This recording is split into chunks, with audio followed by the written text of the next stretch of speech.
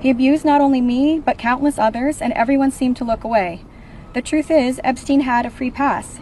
He bragged about his powerful friends, including our current president, Donald Trump. It was his biggest brag, actually. And while what I endured will haunt me forever, I live every day with PTSD. I live as a mother trying to raise my child while distrusting a world that has betrayed me. This kind of trauma never leaves you. It breaks families apart. It shapes the way we see everyone around us. With Ghislaine Maxwell, and Jeffrey and Ghislaine were always very boastful about their friends, their famous or powerful friends, and his biggest brag forever was that he was very good friends with Donald Trump. He had an 8x10 framed picture of him on his desk with the two of them. Like, they were very close. Go ahead. Why was I never called to testify then? We could have saved so many women. We could have saved so many lives from being abused. Why did he get away with it in 2008? Why was he able to go on in the abuse with hundreds of girls after the Florida investigation? Why didn't they let me testify to help stop him? Our government could have saved so many women, but Jeffrey Epstein was too important and those women didn't matter. Why? Well, we matter now. We are here today and we are speaking, and we are not going to stop speaking. Today, I stand here with the women who have really helped me to find the strength to come out and come forward to share my story for the very first time. Listen, I don't want to send a direct message to him. I'm already scared enough. Yeah, just pass the vote, listen to us. This is not a hoax.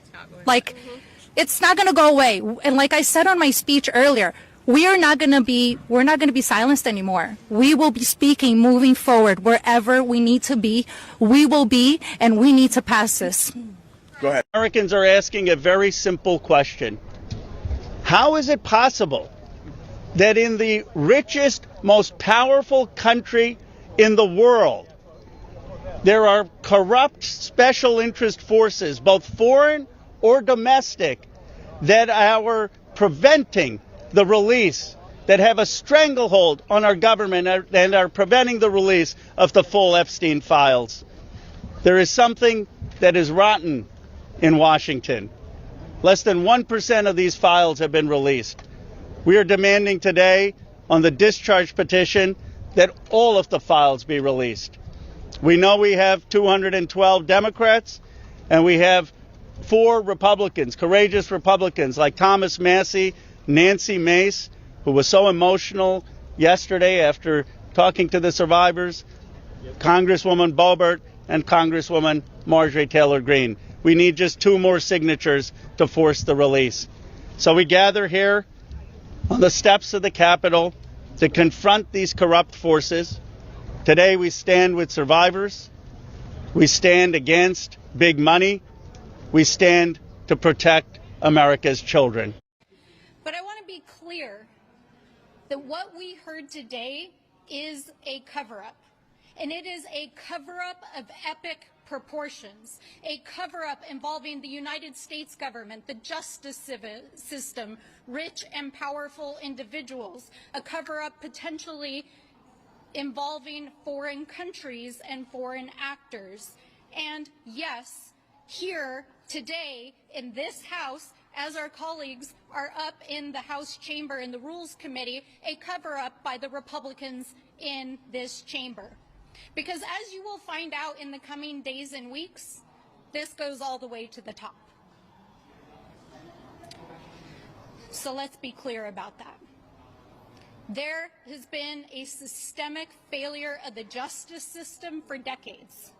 a systemic failure to hold people who are powerful and have money to account, and that has allowed not just hundreds but potentially thousands of women, not only in the United States but around the world, to be bought, sold, and trafficked for sex, not only by Jeffrey Epstein but by his associates and his rich and powerful friends. And as these stories come forward, whether they're stories that have already been told, there's stories in those FBI files that have not been released by the Department of Justice and which they must release because of the subpoena, or whether they are stories of victims that have not yet come forward, we will hold you all accountable for this miscarriage of justice, for the abuse of these women, and the abuse of this institution to try to cover it up. Because there happens to be a very powerful person at the top who doesn't want these stories out. So that is why we subpoenaed these records. That is why these victims were here today to bravely tell their stories. And whatever justice looks like in the coming days and weeks and years, we will follow every thread. We will follow every piece of evidence. We will follow every bank record. We will follow every investigation. We will follow every court order, and we will make sure that those who were abused by these men are held accountable. I took back my eyes and all back tonight. That's why some niggas I was free once, now winning. So I get this.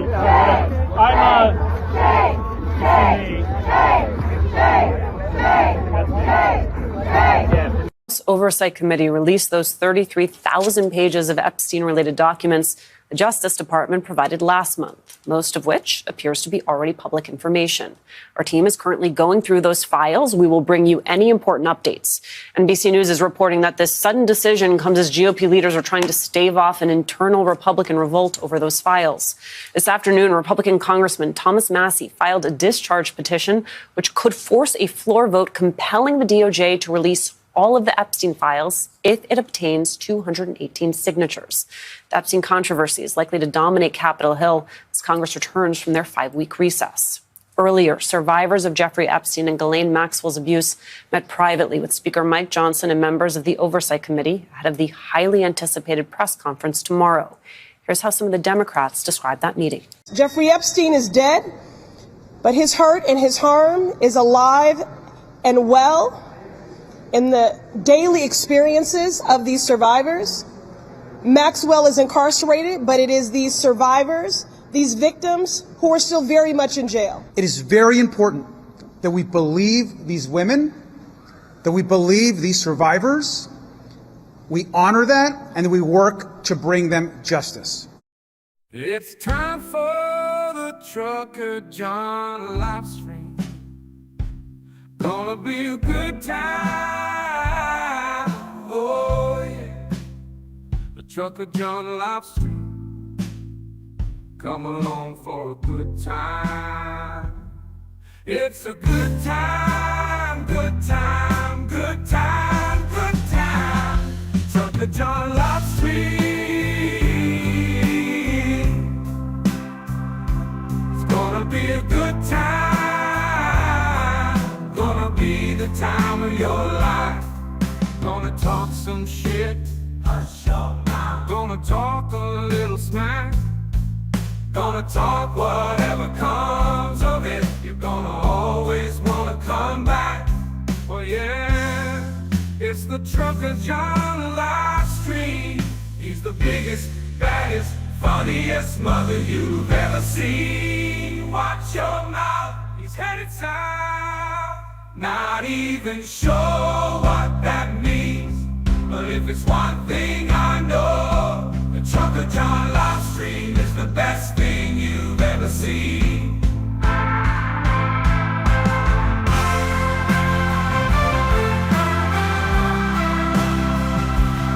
And now, ladies and gentlemen, the moment you've been waiting for, Trucker John.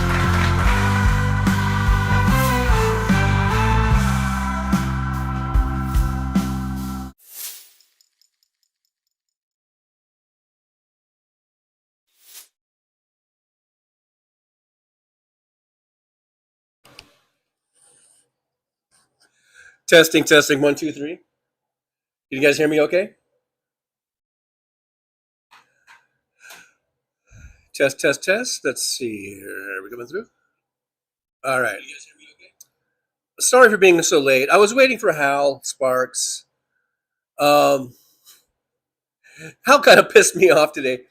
Hal Sparks is the one show that I kind of always said that I would never overlap or be on the same time as. And I love Hal, and he went extra. And I would say about the first 15 minutes was good, and then I was like, "Come on, Hal, wrap it up, man." That last 10 minutes was really unnecessary. I think it was just really rambling, and I was quite frankly getting a little bit pissed. I've been ready to go since 11 o'clock. Now, some days I am late, as you guys know. I was ready to go right at 11 o'clock. And so anyhow, I was waiting for Hal to finish up. Because I know a lot of you guys just in the chat are over there on Hal's show anyhow, so I might as well wait. But anyhow, it's 11:36 a.m. here in Las Vegas. We're sitting at about 88 degrees. It says 91 now. So it's a little bit cooler than it was yesterday at the start of yesterday's show. But yesterday's show, we started at, was at our 9 a.m. show. And it was already 94 degrees at 9 a.m. or 9 after, by the time I got on, like 9:20 or something. So here it's 11:30 and it's 91. So it's a little cooler today. Our high is supposed to only be 96. There might be some clouds. There might be a little bit of rain coming in, maybe some sprinkles or something. I know in California they had some rain come through, so we usually get ours the day after they get theirs. Anyhow, folks, thanks for being here. I did see that I'm not able to scroll to the beginning of the chat on my device here, but I did see, I think Anna Moore was first, I think followed by Alton Gillespie. Was it Alton Gillespie or Adolf Twitler? Why am I getting those two names mixed up? Anyhow, it was one of those two folks, and then I think Sandy Foltz and Jolie. Okay. And now where I'm picking up at is where David Weiss says hello from Denver, Colorado. Just, that's the starting point. Roxanne is saying, "What's up, Trucker John and the Loungers?" And Jolie is saying hi. Hello, Jolie, by the way. Thanks for being here. There's Anna Moore. Roxanne79 says, "Hal Sparks raid. He's wrapping up for the second time." I know. Like I said, it was around quarter after the hour, and I was like, "Okay, good. This is good." It seems like he's wrapping it up, and then he read he read one of the posts there in his chat, and then that set him off on another thing, and I was like, "Come on, please." Anyhow, here we are.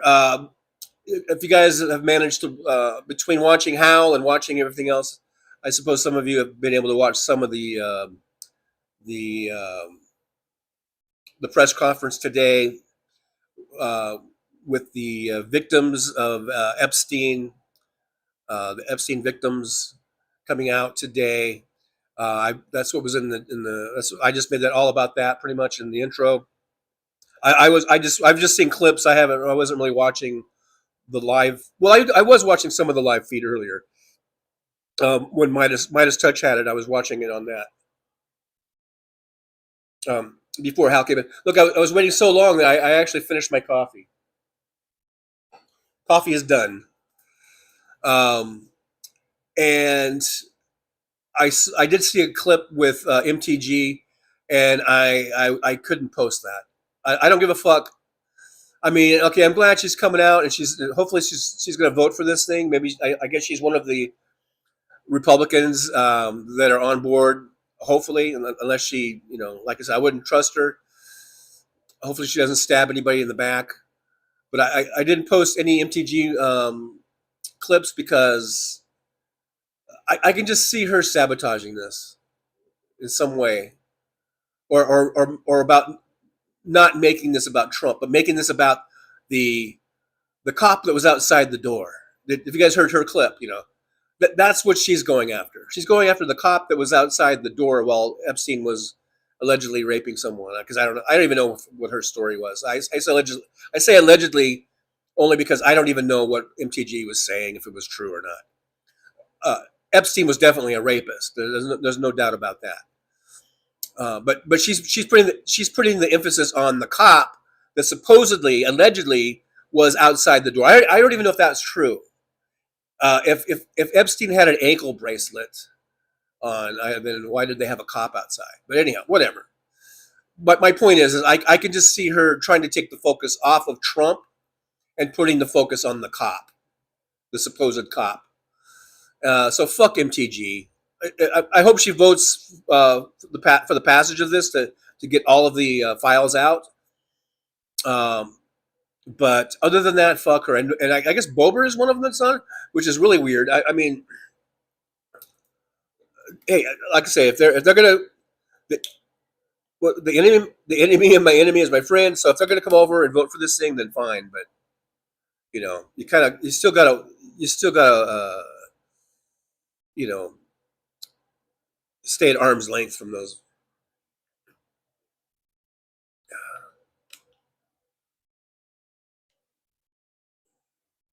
So I guess what we're waiting now is to see if this, what are they calling it? They're calling it a discharge thing, or if it gets passed or not. And I guess they still need a few more Republicans to come forward, and I don't know if they're going to get that or not. I guess that's the stumbling block right now, or what we're waiting to see is if we can get it. I think they needed 3 or 4 more Republicans to come over. All right, so back to the chat. Roxanne says Jolie Anamore, Alton Gillespie. I guess Alton Gillespie was the one I was thinking of. That was second in the chat. I saw Anamore was waiting. Anamore had posted that she was watching the press conference.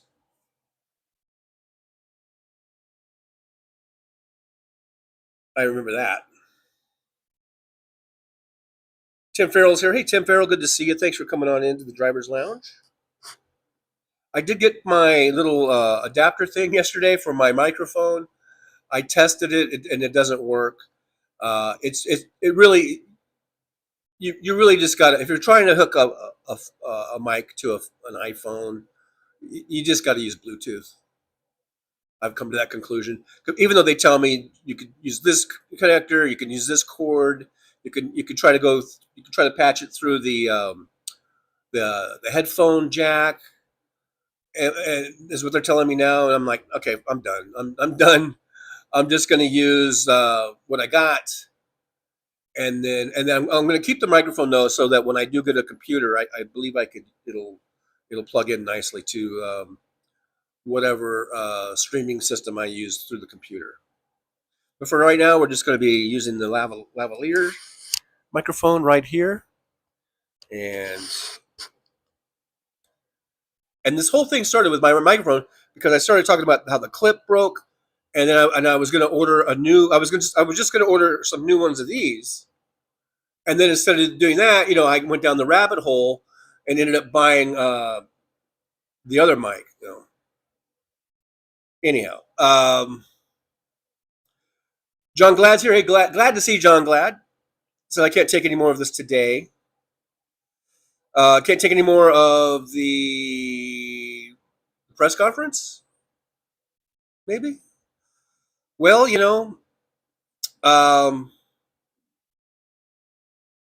just think how they feel and how much they've had to take. Bonnie Balcom's here. Hey, Bonnie, good to see you. Bonnie says, oh, yeah, she's carrying a lot of stress and fear. That was during the clip. Yeah, those women are so brave right now. I mean, just think. You're going up against the most powerful men in the world in terms of their money and their influence. And so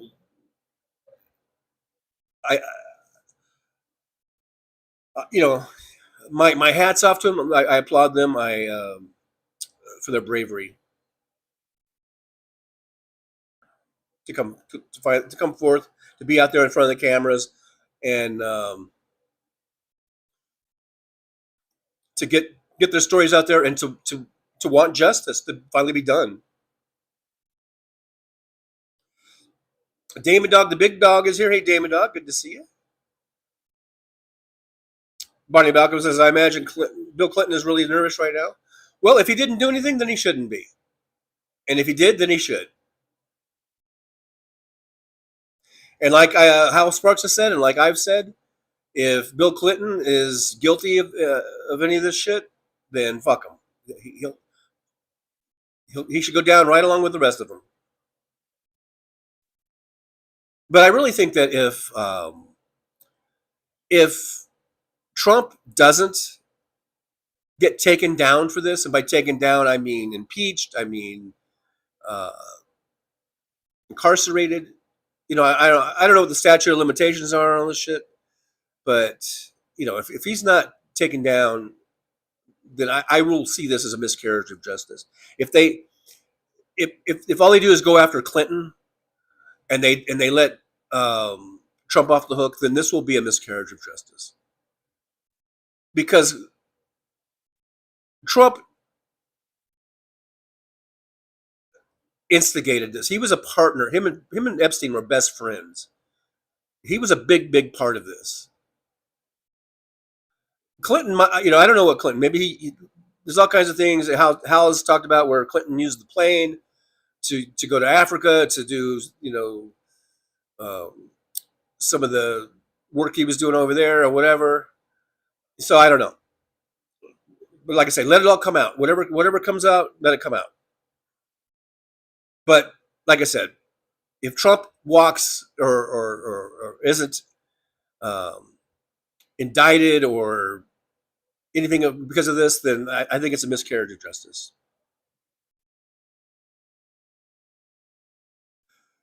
And Buddy Balcom says Clinton was seen by people living near Epstein's New York house, going in and out several times. Like I said, if Clinton is guilty, then fine, put him in with all the rest of them. So Effed Up says it's a little suspicious that the only name going around so far is Clinton.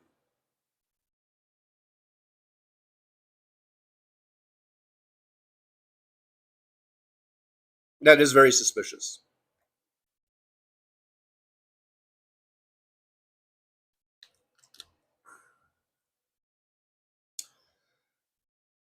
Owen 11793 is here. Good to see you, Owen. Thanks for being here.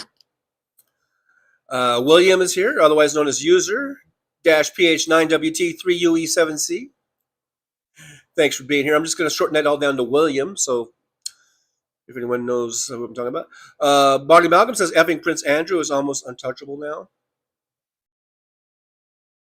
Let's do what we can. I mean, if he's untouchable because of some sort of diplomatic immunity or whatever, let's at least do whatever we can to muddy his name and let the whole world know what a scumbag he is.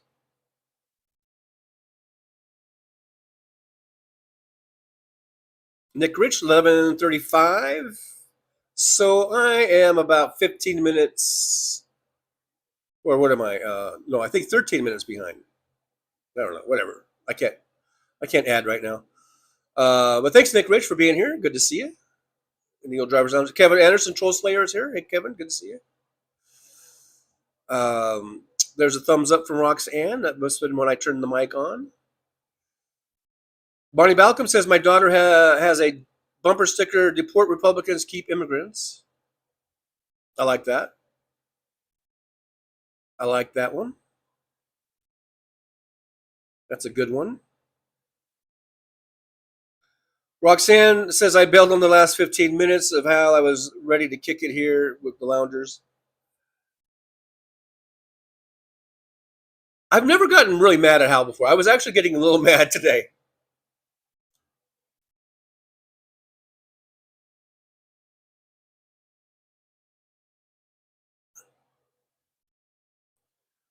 Josh Sees is here. Hey, Josh, good to see you. Good to see Josh Sees. Says I got about a third of this plant trim during Hal's show. So you can multitask, you know, watch these shows and you can do other stuff at the same time.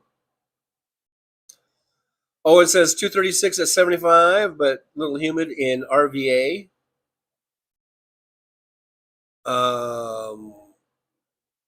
Where's RVA? The Republic of Virginia or something? I don't know.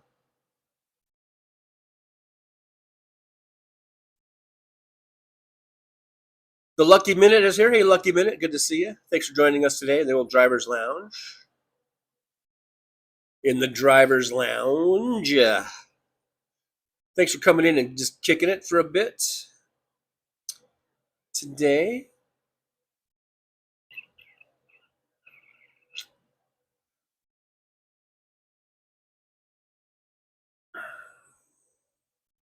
Nick Rich with $1.11 super chat. Yippee, Nick Rich. Thank you so much. I do appreciate you for doing that. Thanks for helping out, helping the show, helping us support the show. I do appreciate it. We do have likes and subscribes, and they're free. And so if you do that, I had a dream. I actually had a dream.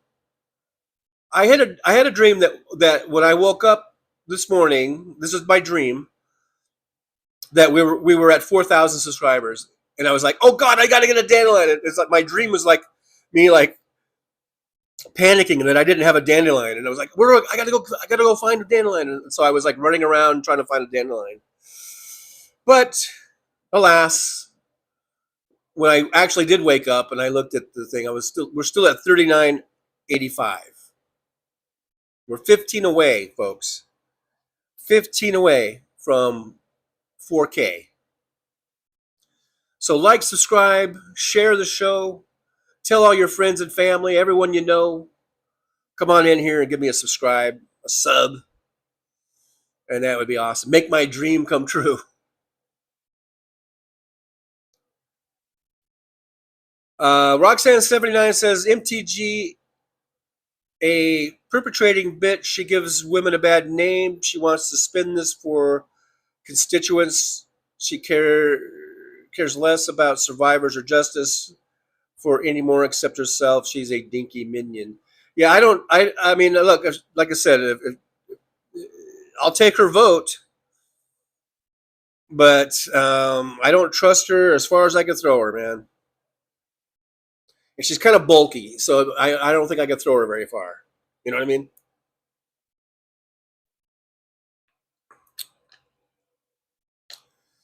Owen says that MTG thinks she has a stab at president someday, at being president.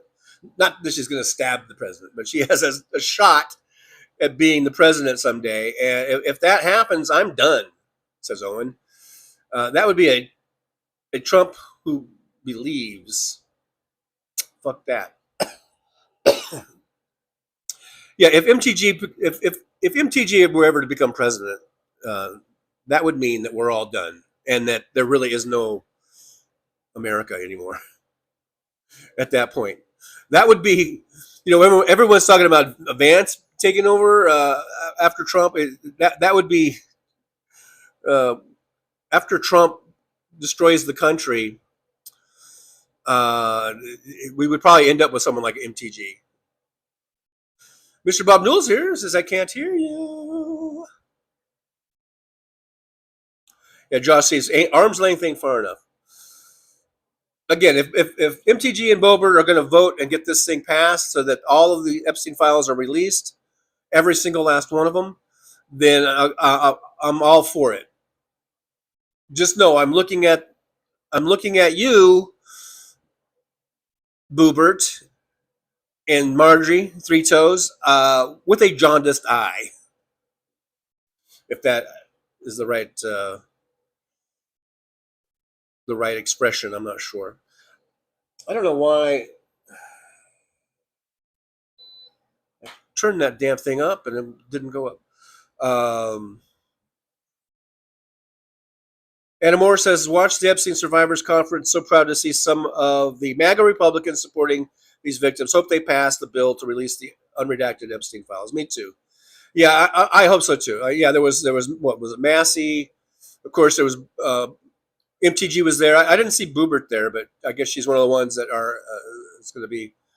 It says she'll vote for it. I guess I didn't get the. What's her face? what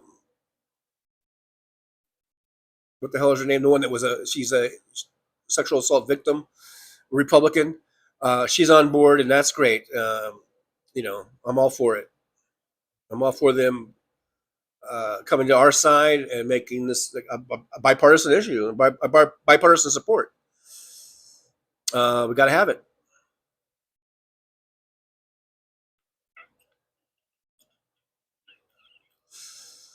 Christina Weibel's here. Hey, Christina, good to see you. Hello. Hello to you. I see your waving hand there. Josh Longolier. Lavalier. I said lavalier. Sometimes you guys, either I'm not enunciating or you guys have bad speakers. I said lavalier. I didn't say longolier or langolier. It's a lav mic. These are lav mics. This one here. It's just that the clip broke. The thing that makes it a lavalier is when it has a clip and you can clip it to your shirt or something like that. Lavalier. Maybe I need to speak louder, maybe.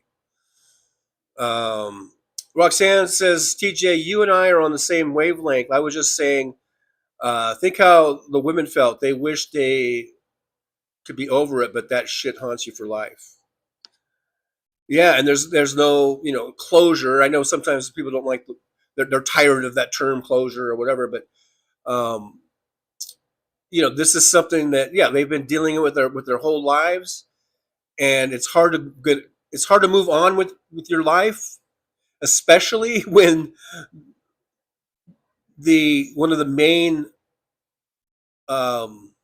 of your main tormentors and abusers is the fucking president of the United States. Just think how that, you're sitting at home and you're trying to move on with your life, and then you see this motherfucker going back to 2016, running for president, campaigning, and then winning the goddamn thing. And then, years later in 2024, coming 8 years later, winning again. I mean, it must be horrible. It's a nightmare. They're living a fucking nightmare. This is the man who fucking abused them and raped them. It was a part of all of that. And he's now the goddamn president of the United States. It's almost unbelievable or unimaginable,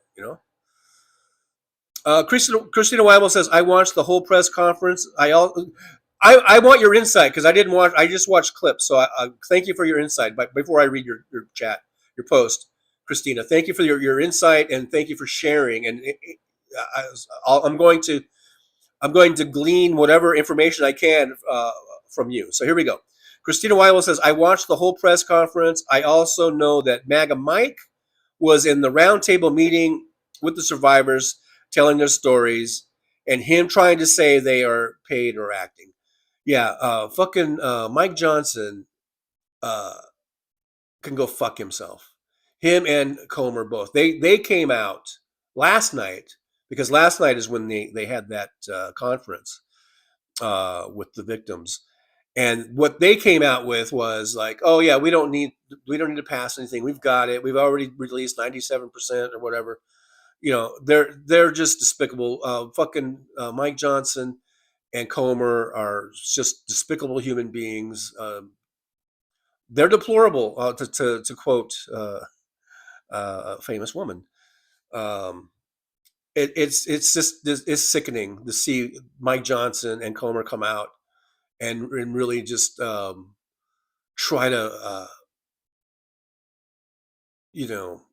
discount what these victims are saying. Josh says, didn't they get rid of the statute of limitation for underage victims? I'm not sure. They may have, or maybe, I don't know. Roxanne79 says, I barely believe we have any justice anymore since Roe versus Wade. Humanity means nothing to these money-hungry, heartless crooks.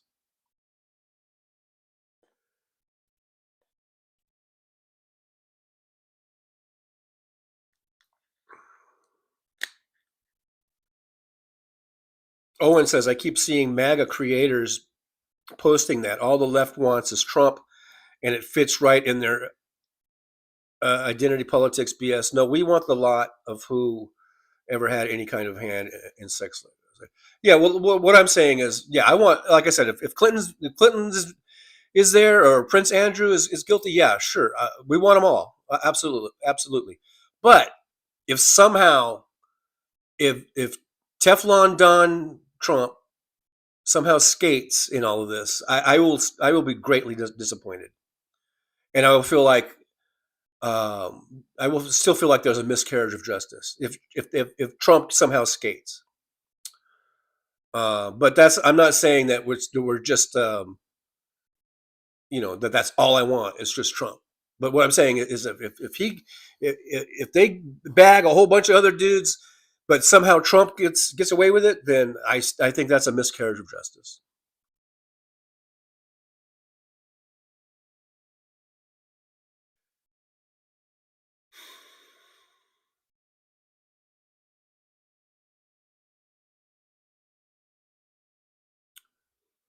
Oh, in Richmond, Virginia, not the Republic of Virginia. What did I say? The Republic of Virginia. Okay. Because I can't remember where everyone lives. But yeah, Richmond, Virginia. Okay. Christina Weibel says, I was watching Twilwill, and I'm glad I didn't watch Hal today. I would have punched my computer. Why? What did Hal do? That was so wrong. I don't know. What are you guys mad at Hal about? I was a little mad because he went so long, but I wasn't mad at anything that he said. I don't know. I think sometimes I think a lot of times people misunderstand Hal. Or you're only hearing what you want to hear. I don't know. Let me know in the chat. Tell me what it is that Hal said that pissed you guys off, because I didn't. The only thing I got pissed off was when it was like 11:25 and he was still yapping, and I was like, "Come on, Hal, wrap it up." Other than that, I wasn't mad at Hal for anything that he said.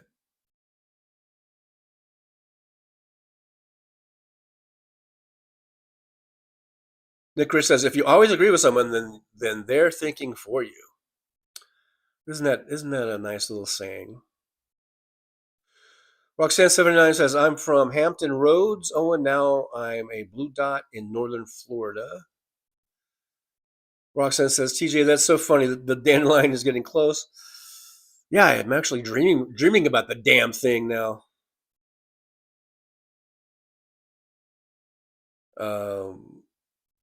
The Lucky Minute says, a dream about a dandelion, happy union and prosperity. Is that what that means? And Moore says, uh-oh, TJ, better get ready to eat that dandelion. I know.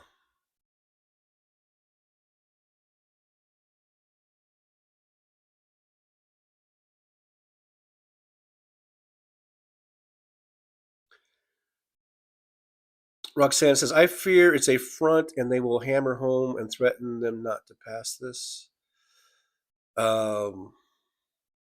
Nancy Mace. Yes, Josh. I was trying to think of Nancy Mace. She's one of the Republicans that's on board with this, and that's welcome. We welcome her with open arms. If she's going to support this. Marty Balcom says Thomas Massey told the press the White House has been threatening Republicans. Yeah, and even I think it didn't even Trump just today, or was it yesterday, say that this thing was all a hoax and everything. That's why, and I think in one of the clips I had, they were like saying this is not a hoax. We're here. We're right here. We're right here. Do you see us? It's not a hoax.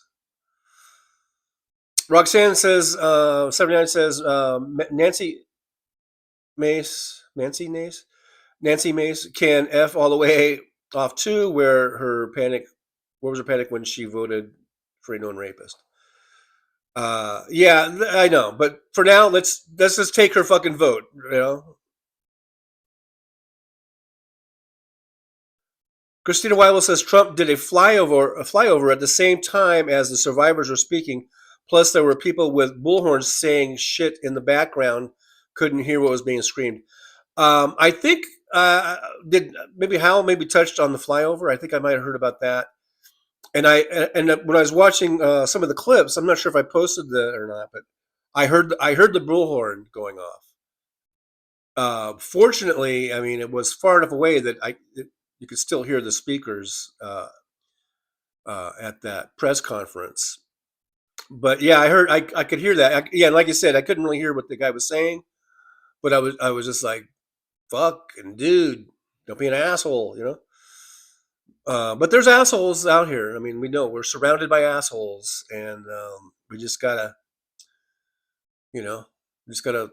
fight our way through the assholes.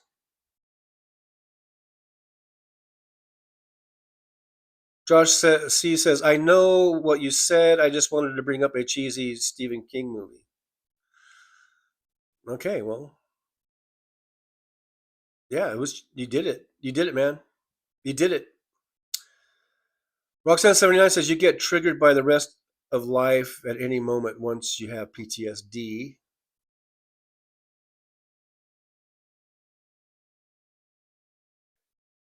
And these women, I would say, if anyone is allowed to get triggered about anything like this, triggered by Trump, triggered by these two-faced and hypocritical Republicans, then it's these women. They deserve to be. They certainly should be allowed to be triggered, or not be criticized for it. Jolie says they deserve justice and closure for them. This is long overdue. I can't imagine what life has been like for all the victims. Yeah, it's just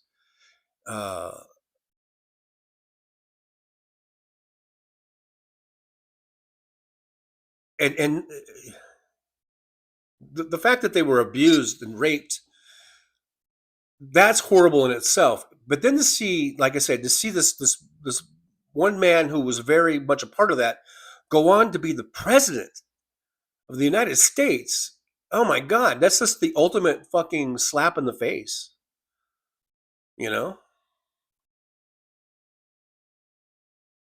Barney Balcom says, "I know Roxanne, as someone who has PTSD, it's really rough for them, and coming out publicly to speak on this makes it worse." That's why I think they are so incredibly brave. And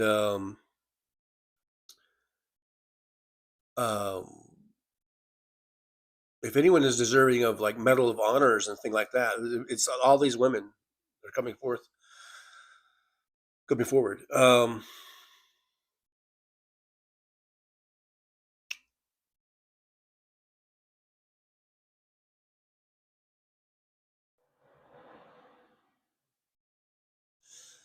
Roxanne says, "I've had CPTSD. I don't know what the C part is. CPTSD for 12 years now due to domestic violence."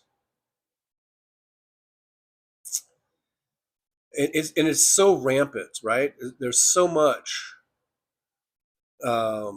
It's such a huge problem than we even know, or at least us guys know. I think the women all know. I think us guys we've got our heads up our asses when it comes to this subject. We're like, what? Because we'll hear women say stuff like, "I was abused, I was assaulted, or whatever," and you're like, "What? You didn't tell me about that. When did that happen?" I mean, we need to be educated, us guys, for sure. Christina Weibel says there's still more survivors to come forward. They will be legally represented for free. That's good. Josh says, "I'm pretty sure they got rid of the statute of limitations during some Catholic church." Oh, yeah. That's true. Yeah, I think. Well, yeah, and so I don't know if that would pertain to just those cases, those Catholic priest cases, or if that was, I mean, you would think it'd be, for other cases too. So I don't know, but I'm not a lawyer, but that makes sense, Josh. It does make sense. Christina Weibel says over 1,000 victims of Epstein. Nick Rich, 12 noon. Hey, I'm only 9 minutes behind, Nick. I'm only 9 minutes behind the most recent post, basically. I guess, or at least I'm 9 minutes. Oh, okay, I'm 9 minutes behind that post. So really, not the most recent post, because the most recent post is I'm not behind, but it'll probably take me 9 minutes to get there. I guess. I don't know. Just know that I'm reading a post that was posted 9 minutes ago. There, maybe that makes it more clear. Roxanne 79 says I had to move out of the city it happened in. It drove me mad, and I had to get out of there, and I did, but I barely leave the house now.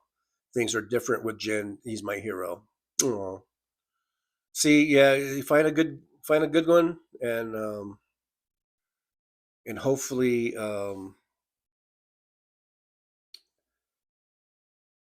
You'll feel safe and not have to, kind of like dwell. I'm not saying not dwell on the past, but it can help you just move on with your life. Find a good partner and restore some of your just faith in humanity. I think. Barney Balcom says my PTSD is from compounded events at age 8, 19, and 22. Weather-related, vehicle accident, and driver burned up, and SA. But that was nothing compared to these Epstein victims. And just so we all know, SA is abbreviation for sexual assault. All right. Christina Well says, TJ, I will be watching Hal stream later. I will let you know.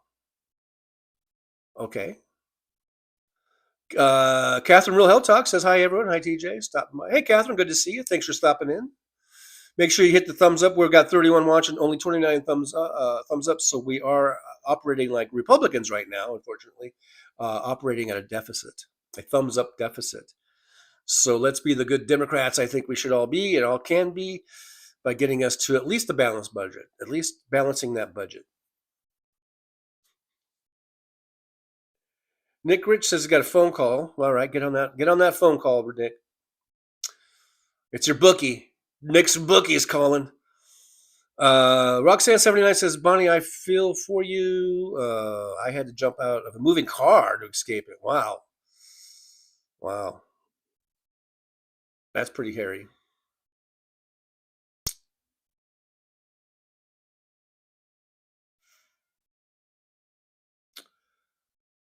Yes, Josh says that he, meaning Trump, called it a hoax again today. Yeah, just today again, he's calling it a hoax. And look, folks, me doth think the Queen doth protest us too much. How you guys like my my Shakespeare? I mean, if he was completely innocent, he it seems like he would just kind of ignore it, or support him and say, yeah, come on, bring it on. Let's do this, But no, he's like, it's a hoax. He's guilty. We all know he's guilty. Now he needs to be hauled off to prison for it, and impeached.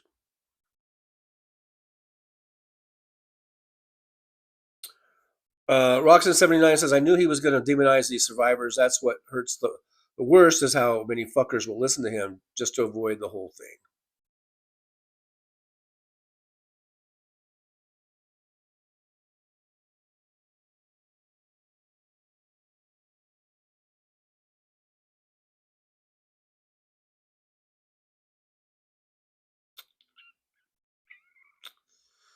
Damon Dog says the Wi-Fi went out. Can't get it working. Had to switch to 5G. Huh. Catherine Real Health Talk says, I think many of us endured bad shit. I also have numerous times. Hellish to live through and survive. Real men need to be more vocal about how wrong abuse, rape of anybody, especially children, is. Yeah, we need men, we need us guys to not want to just ignore the conversation because it's a difficult conversation. And so many guys, it's not that they don't care or whatever, but I think guys would rather not talk about an uncomfortable thing, And so we have to deal with the uncomfortableness and dive into it,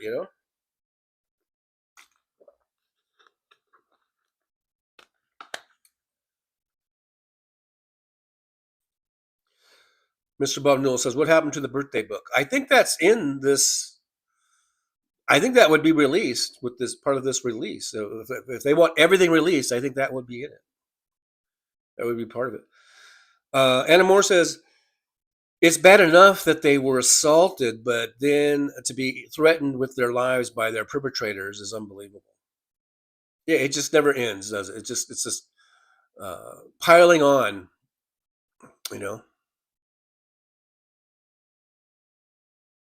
Chris Doug is here, Chronic.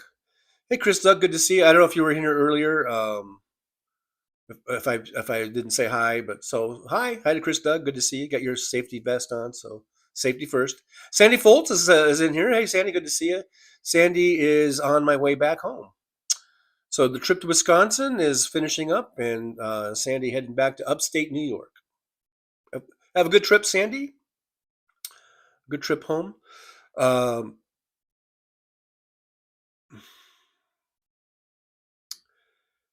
Catherine, Real Health Talk says Agent Orange. That's a reference to Trump.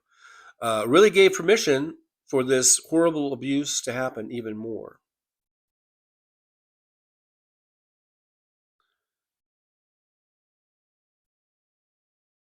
Yeah, Trump gives a lot of people permission to unleash their horribleness, whether it's abuse of women, whether it's racism, whether it's misogyny as a whole, on the whole. All of these ugly, evil traits that people have, and Trump has emboldened them to just, go full forward on it, full force.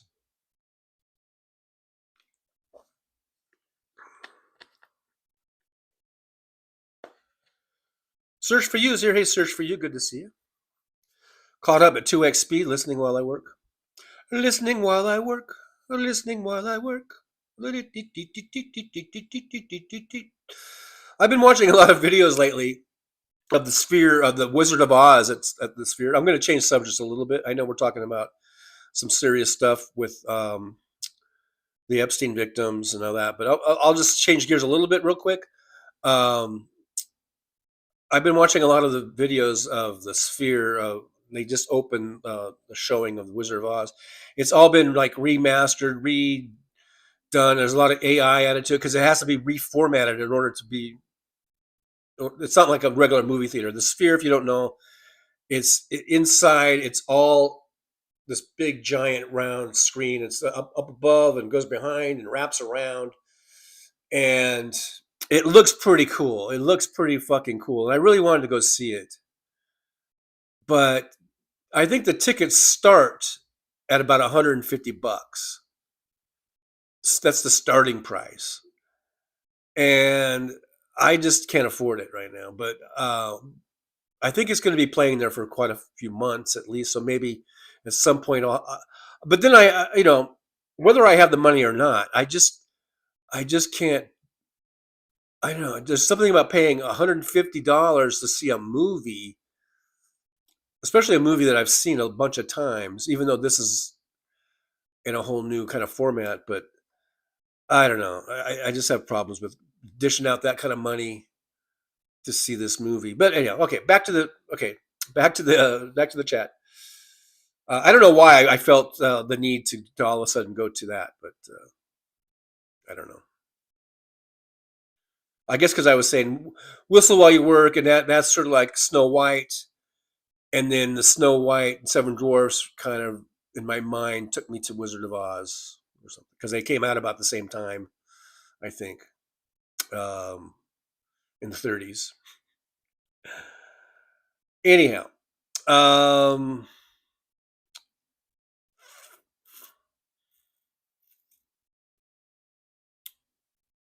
Jin at the base is here. Saying, I guess, at Roxanne, at Trucker John, just refer to me as a good one. Boy, oh boy, is he a softie. I knew it all along. Did I just refer to you as a good one? Well, you do have your faults, of course. I mean, being a Giants fan is probably the top one. If you have a partner and their worst trait is that their favorite team is the team of your rival team, then I would say you're probably doing okay. Um, anyhow, Roxanne says, Catherine, thanks, darling. It feels like nothing compared to being trafficked as a child. Mr. Bob Newell, have you been diagnosed with Trump derangement syndrome? Maybe self-diagnosed. I have not seen a doctor about it. MJ Daniels here from up there in Washington State. MJ says somebody should ask those women how many girls they heard with Epstein European accents hanging around Epstein and Maxwell.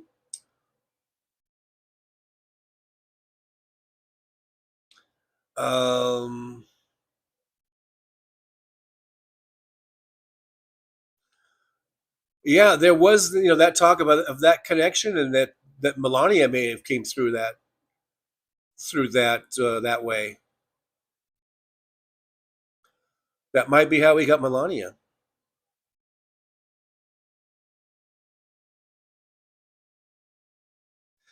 Roxanne says Dinky said his Vietnam was not getting an STD, probably why he raped children.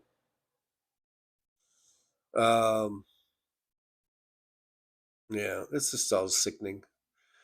MJ Daniel says, so as far as I have heard, Ivana and Maxwell were good friends. Ivana Humpalot. Remember that from one of those movies? There was a movie. Wasn't there someone called Ivana Humpalot?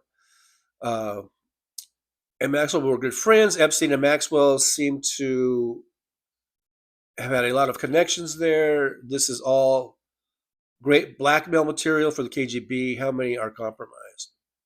Yeah, and that's one of the issues. Absolutely, that's an issue. Getting compromat. When we talk about compromat all the time, that's what that is. That's one of the ways of gathering compromat. Compromising material, compromat. Damon Dog says, I can't get my TV to hook up to my iPhone hotspot. Technology sucks.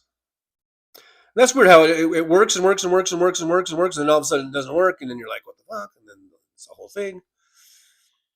Conservative Frontier is here. Hey, Conservative Frontier.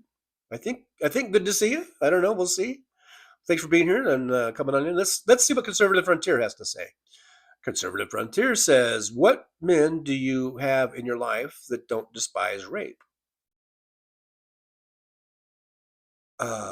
Me personally, none.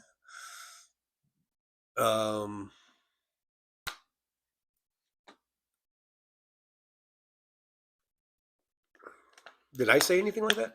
I said there are men that are uncomfortable about confronting the issue or talking about the issue. I didn't say anything about not despising rape. So again, hearing what you want to hear, probably. Catherine Real Talk saying hi to Damon Don. Oh, here Conservative Frontier coming and chiming in again says, if there were such a man in my life, they wouldn't be there for long. Right, and maybe Conservatives talking about maybe is alluding to how if Trump was friends with Jeffrey Epstein for best friends for at least a decade, then why didn't Trump go immediately, just at the very, very least, just disavow all, or not disavow, but divorce himself from any relationship with Jeffrey Epstein? But no, he continued his friendship for over 10 years at least. So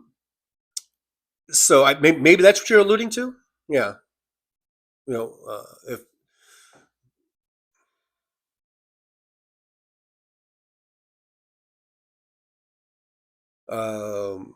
MJ Daniels says Republicans do not care about the morals.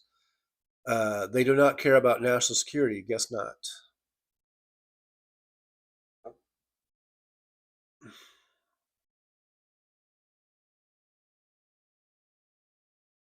And the conservative frontier didn't vote for Bill Clinton or DJT. So that means, so did you vote for George H.W. Bush?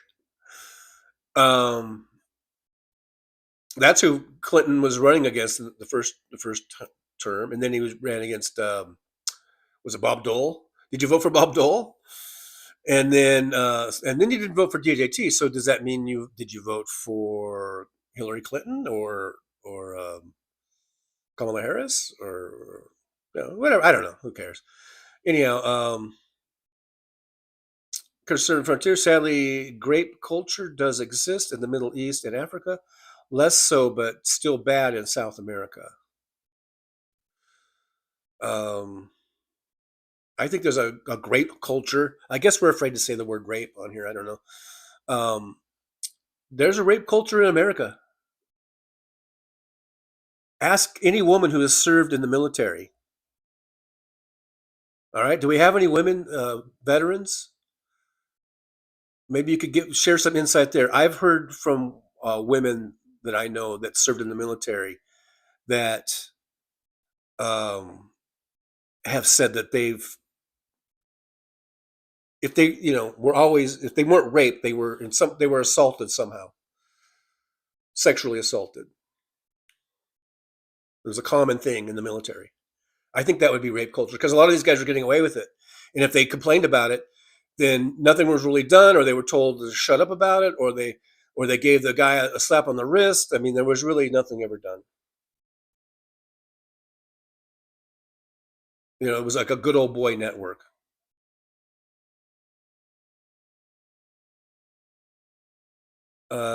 Jennifer Base says, Roxanne 79, that's a fact. Even when it's not helpful, you never know when TJ is going to propose. Peter Dinklage played John Hamm in the live story of the St. Louis Hammer. You just never know. That's true. You never know.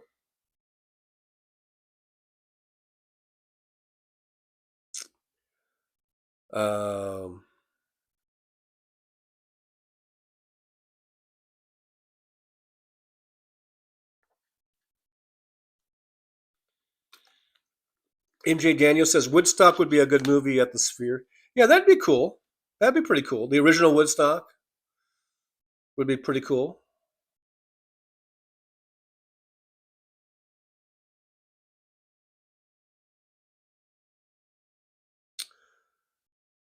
Jennifer's partner, are you proposing to me?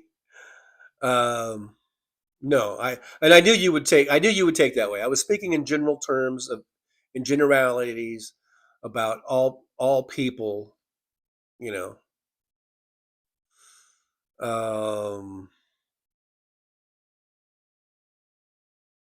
So conservative frontier. I'm not sure where you're trying to push us all off onto all these other places in the world, but here apparently, conservative frontier says, well, as far as demographic groups in the U.S., not the one you should be most concerned about globally. You would be insane to focus on it.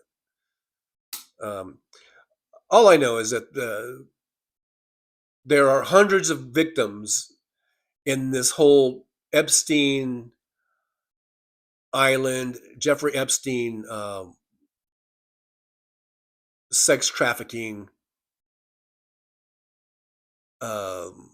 event, or whatever you want to call it, that went on for decades. And for the most part, no one has been held accountable for it, other than Epstein was. I guess he was convicted and thrown in prison. And Ghislaine Maxwell was convicted and thrown in prison. Jeffrey Epstein ended up dead. I believe he is dead, whether it was at his own hand or someone murdered him. I believe he was murdered, actually, but it doesn't really matter what I think. The fact of the matter is he was thrown in prison and he is dead. Ghislaine Maxwell was convicted and given a 20-year prison sentence and was thrown in prison. She's since been given some sort of sweetheart deal and relocated to a club fed, which is really weird. But other than that, I mean, all of the other participants in this that were raping children, raping underage, victims, have gone untouched, unpunished. And I think that's what we're talking about. I'm not talking about whatever the fuck it is you're talking about, man. Conservative. I don't know what the fuck you're talking about. I don't know what you're trying to allude to.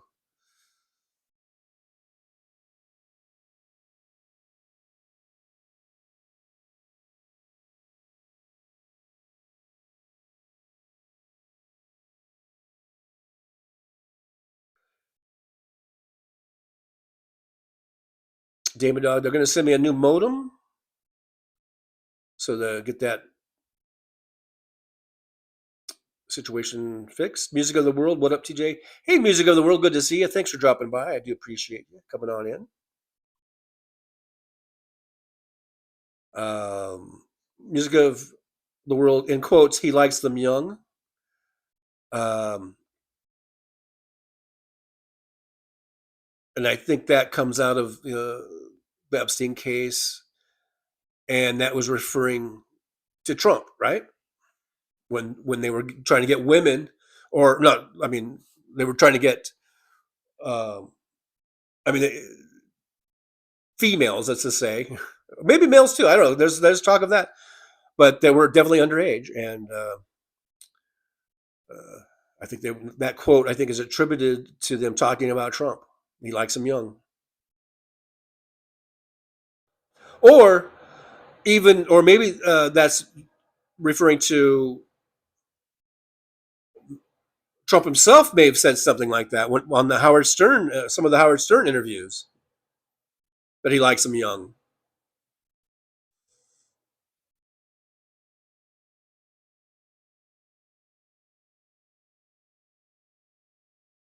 Conservative Frontier. I did vote for Dole. I did vote Hillary Clinton, and I did not vote in the last election. That's interesting to me. That's pretty interesting to me. Okay, so you voted for Bob Dole, Republican, in, what is that, 96? And then in 2016, so what's that, 20 years later, you voted for Hillary Clinton, which I find interesting. And then in 2024, you didn't vote. So you're kind of all over the place.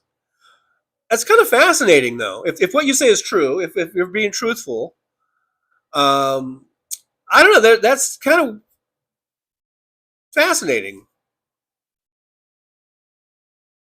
Darkly Yours. I wonder whatever happened to Bob Dole. I believe he's passed away. I believe he's gone on to greener pastures, or whatever the thing is that's saying there. David Dog says at Conservative, there's an SA culture in America. It's called the GOP. Roxanne says, great point, TJ, about women in the military. Ask any woman that was in the military. If they weren't sexually assaulted, they probably know a woman that was sexually assaulted in the military, while in the military, by a fellow male counterpart that was in the military with them, serving with them. And probably that nothing was ever done. They were probably told to shut the fuck up, don't say anything about this, by their commanding officer, by their CO, and they were told, if you make a big deal out of this, it's going to get ugly for you and not for the guy that was doing the sexual assaulting. That's the story in the military that I've heard over and over and over again.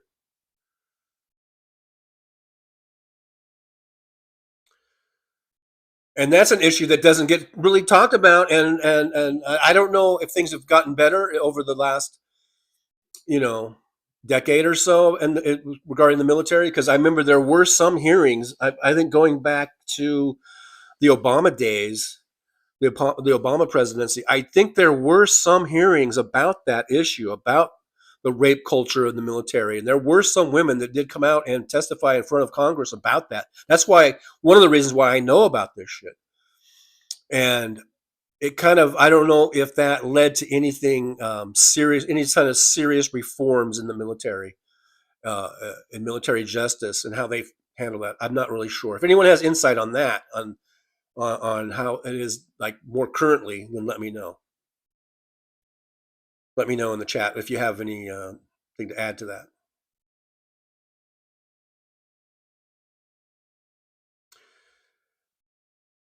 Josh says, if the Republicans actually cared about national security, we would have free health care and education.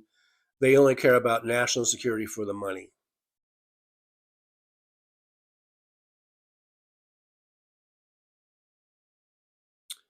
Music of the World says, very good point, TJ. So many stories from women in the military are horrific. Catherine Rule Health Talk says, I heard that it happened to every female in the military, but I don't know for sure.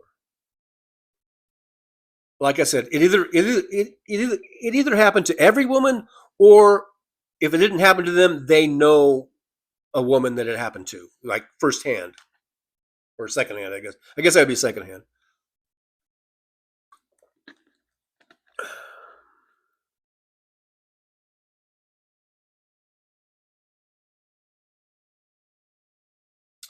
Damon Dog says, look at the garbage the Tate brothers and other conservative voices spew to our young men daily. Well, those guys are and those guys are, I think, backed by Russian money and all that kind of shit too. They're propped up. They get propped up. They're all a part of this, dividing of America, and that whole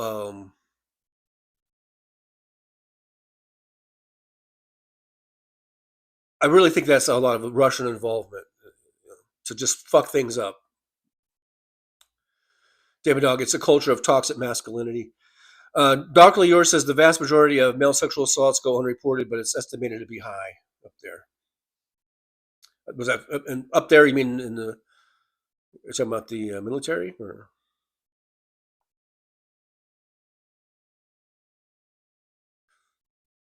MJ Daniel says, in every aspect of U.S. society, from the wealthy like DJT or Weinstein to the poorest, sexual abuse in America is not talked about nearly enough.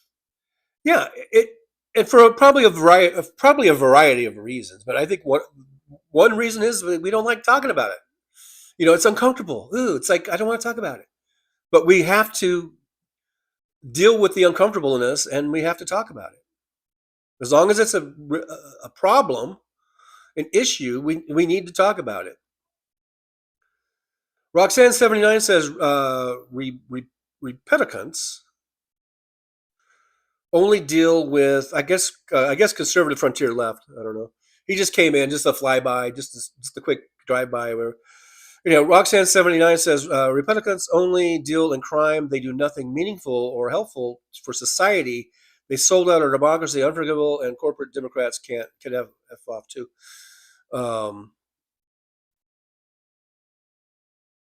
Music of the World says, I was kissed by a soccer coach when I was like 10 or something. Never told anyone until a few years ago. Still feeling humiliated about it. Wow.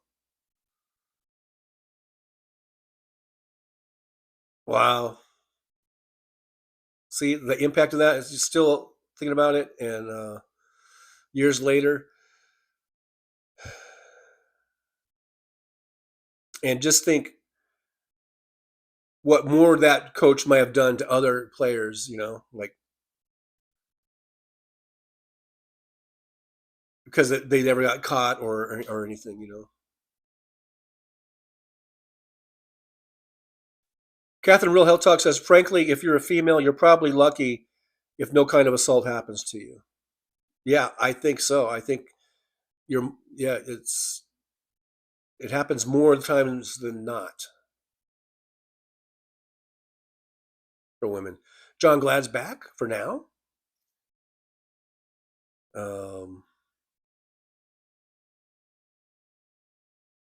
Roxanne79 says, darkly, I believe that it's difficult for anyone to come forward when they've been traumatized and reliving it just to be dismissed as a hoax or paid actor. Sorry, I'm furious today. Yeah, you have every right to be furious.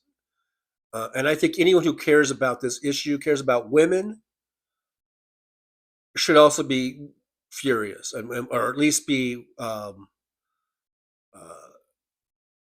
advocating for these women and wanting their stories to get out, or wanting these files to get out, this evidence to get out. This is evidence, like Hal said. This is evidence. Let's let the evidence get out. Let's let it out there. And whether it's Bill Clinton or Prince Andrew or Donald Trump or whoever else, they all need to be outed. It all needs to be put out there. Hey, there's Conservative Frontier. Says, I must confess, the military point is a strong one. Well, I appreciate you confessing that or agreeing to that. Catherine Real Health Talk says it's a risk to report, a risk to not report.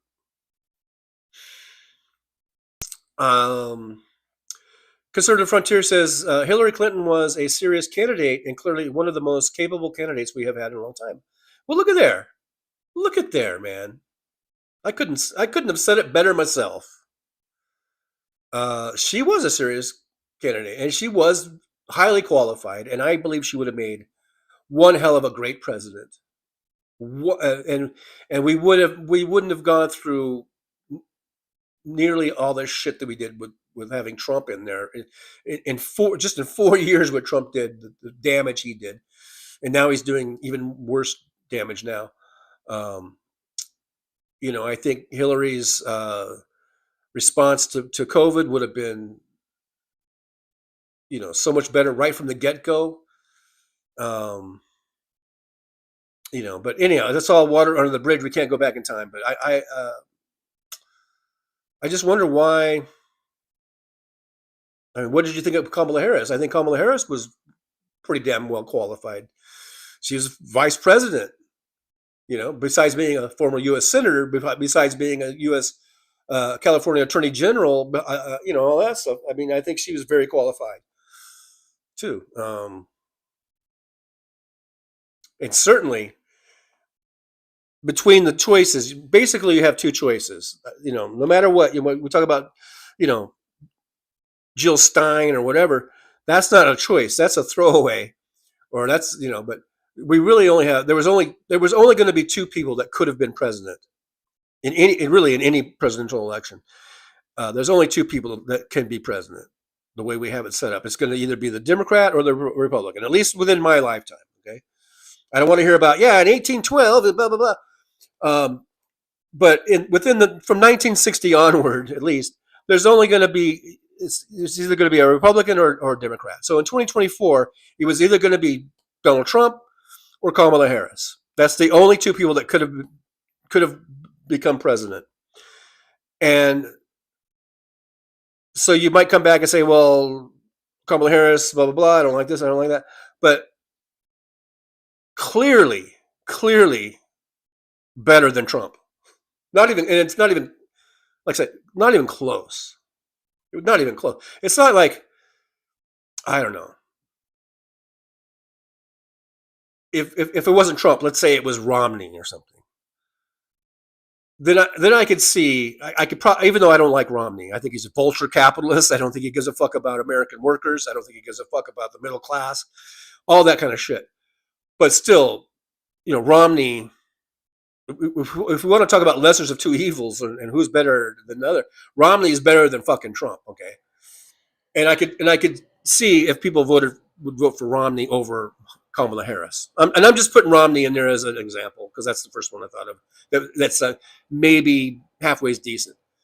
But with Trump, I mean, it's so night and day. It's so different. The choice was, for me at least, and I don't see how it couldn't be otherwise. It's so clear. I mean, Kamala Harris would have been so much better of a choice than Donald Trump. I mean, our maintenance guy that just walked by would be a better choice than Donald Trump. And the guy, I don't think he speaks English. Not that there's anything wrong with that, but I'm saying I'm not sure how qualified he would be to be president, but he would still be better. And he could probably wire a lightning fan up. I don't know. I really butchering this whole analogy, but Trump is a horrible choice, and I don't see how it's even questionable. Like, how could you even think that Trump would be better than Harris? Now, you didn't vote. Maybe that's why you didn't vote, because you didn't like either candidate. Maybe you didn't like Trump, and I haven't gotten down to if you posted again, but you didn't like Trump, you didn't like Harris, so you didn't vote. I don't think Harris was so bad that it should cause you to not vote. Anyhow, that's my opinion. MJ Daniel says Dole was an ass and his wife was worse. I voted Perot, not Clinton. Voted Bernie in the primary, but Clinton and Harris. Not voting for Harris was a huge mistake, as Americans are finding out. Voting for Ross Perot, fortunately, took away, well,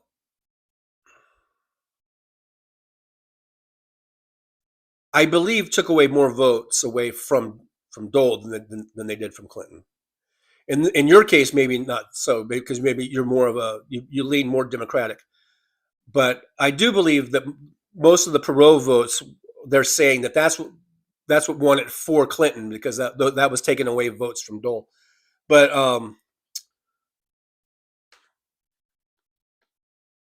I mean, Ross Perot had no fucking business being president of the United States. He had no qualifications for being president. He was a guy that made billions of dollars off of government contracts, much like Elon Musk. I'm not saying he's a Nazi like Elon Musk. I don't think he was. I think he was just an entrepreneur that and a capitalist that utilized the government to get sweetheart government contracts. And that's how he became a billionaire. I don't know if that qualifies one to become president. I will tell you, I would vote for Ross Perot over Donald Trump.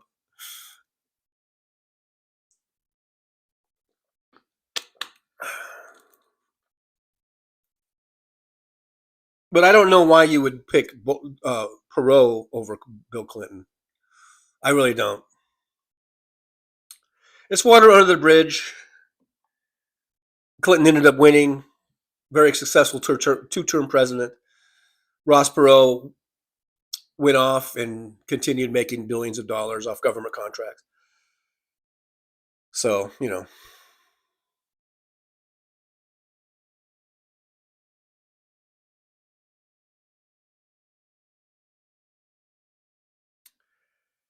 kind of skipping down a little bit, because I know I'm 25 minutes behind in the chat, probably. Anna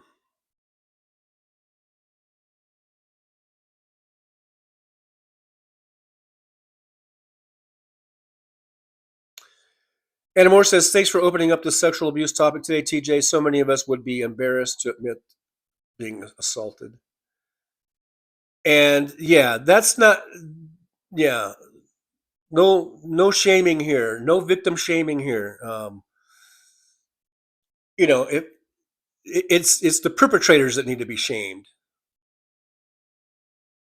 and convicted. Yeah. So and I thank you for your guys' openness in this. But yeah, there's no victim shaming here. And if there is, Jolie will give him the boot. We don't victim shame.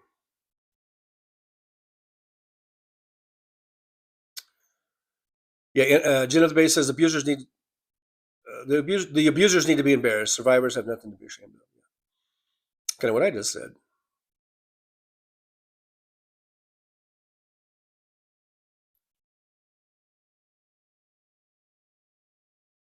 Yeah, Jolie says same thing, Roxanne. I don't know. I don't think I know any women who haven't had to deal with it.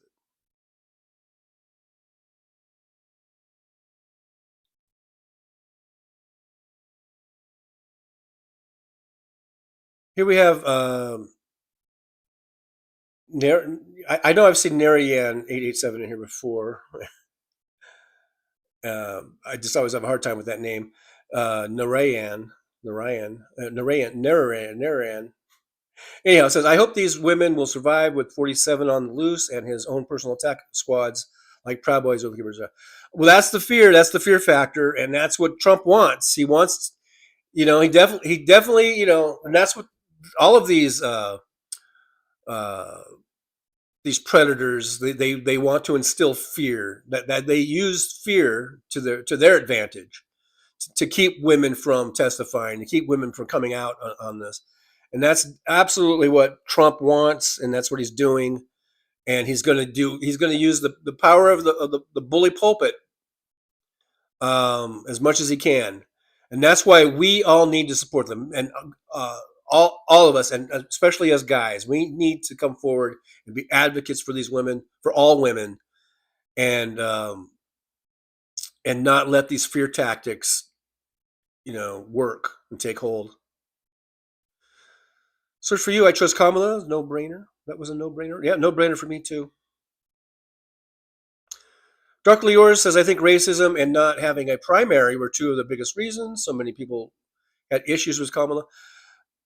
And I agree. The racism thing is the racism thing. So whether she won the primary or didn't win the primary, the race is going to be the racist. So regardless. But the thing about not having the primary, I believe that was an issue. I think the fact that she only had like 100 days to campaign, that was definitely an issue. But again, how could anyone look at Donald Trump and somehow think that he was better than Kamala Harris? That's the thing that gets me. Like I said, if you're a racist and even if you're a misogynist and you're not going to vote for a woman, you're not going to vote for a person of color, then you're probably already a Trump supporter anyhow. Or, I don't know. Apparently enough Democrat-leaning folks had just enough of that in them to not even show up to vote. I don't know. But still, regardless of the primary thing, when it came down to voting, when you're in the voting box or you're at home filling out your ballot, your mail-in ballot, I don't know how anyone would think that Trump would have been a better choice, no matter what. That does not compute with me. That doesn't compute with me. David Weiss says, as a Steph head, okay, we got Steph heads here, we got sparklers, we got all kinds of folks in here. David Weiss says, as a Steph head, I will die angry that Hillary did not become president, even more so Kamala. Sigh, I need to attend another live sexy liberal event. Yeah, I know. I'll always be angry about that too and upset, but I try not to think too much about it because I just don't need to go down that rabbit hole of grief and sorrow.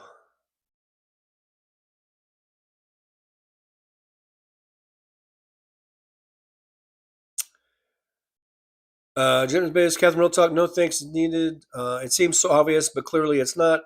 I almost lost it on my mom this morning when she said, where were these girls' parents starting to victim blame?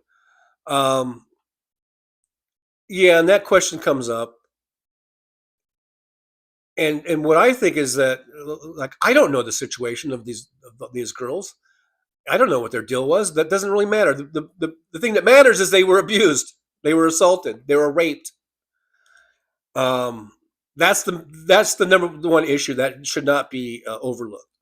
What their situation was with their family, that's neither here nor there. Yeah, it's important, but let's not lose sight of the fact this is about children being raped first and foremost.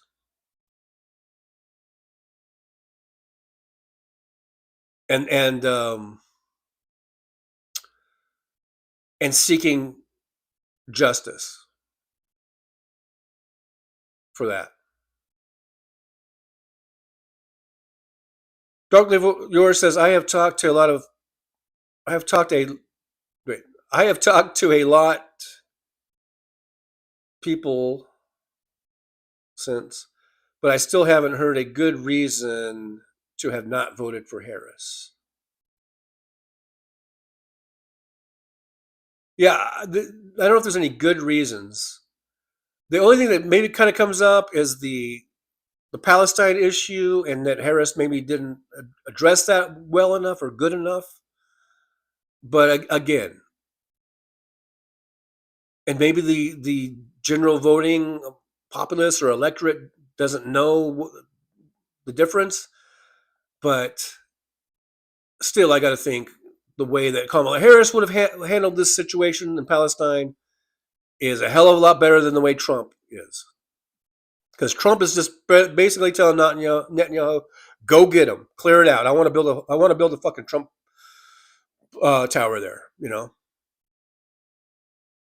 And I'm sure Kamala Harris, I think at this point, certainly once she took over, if she had become president and got sworn in, and when we really see this genocide now taking place, I think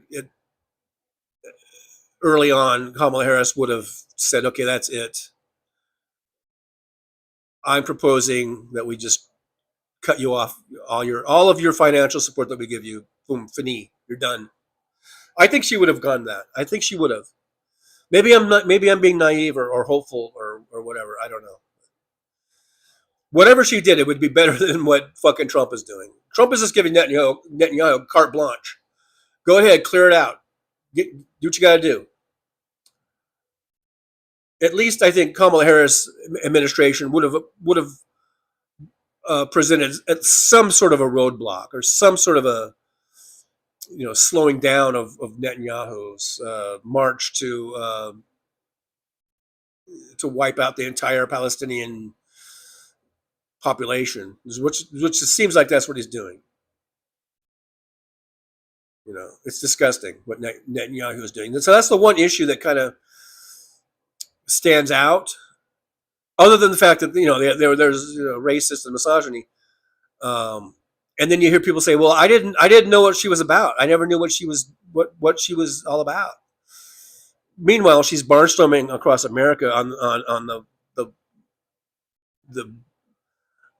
the most frenetic, I think, or frenetic in terms of just being all over the country, night after night, flying all over the country, zipping back and forth to all these different places in 100 days. Like I've never seen anyone campaign as hard as Kamala Harris did and Tim Walz.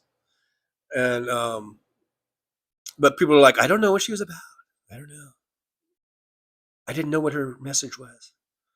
Apparently they weren't watching because it was on the fucking news like every fucking night. It was on social media every fucking night. I was there in Las Vegas. I've had almost 300,000 people watch my little old video from my little old channel. That's just me. And just so I know her stuff was out there. All the stuff she was about, it was out there. I don't know what people were doing to say they don't know what Kamala Harris was about, man. Did they know what Trump was about? Because if they knew what Trump was about, then I don't know how they could vote for Trump. Apparently they knew what Trump was about. I don't know. Jen Up the Base says, Trucker John 3, Ross Pro's company, EDS, had a softball team they sent to Bud Light World Finals in Steamboat Springs, Colorado. They showed up with a huge tour bus and a ton of fans chanting EDS all game. So there you go. Presidential material right there if I ever heard of any. Jen Up the Base says, Trucker John, the squad I was playing for, the Oakland Horsehide, beat them, and your buddy at Jen at the Base was Jeff in left field, who made a diving catch to end the game, yelling, "Start the bus." True story. All right. All righty then. That's good to know. I used to play softball. Anyhow, we had a team once, a bunch of us from the post office, and this is when I was in my like early and mid 30s, and most of us were like that age, and our team was called Old and Slow, and I'm like, damn, I wish I was that old and that slow again. I would love to be that old and that slow again. Anyhow,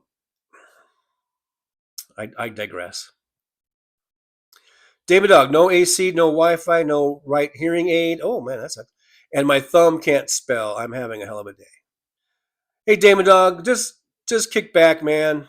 I mean, it sucks not having the AC, but yeah, try not to stress out,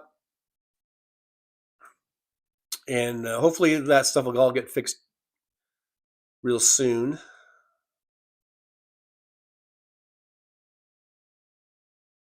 Christina Weil, I'm sighing too. I voted for Kamala. Yeah.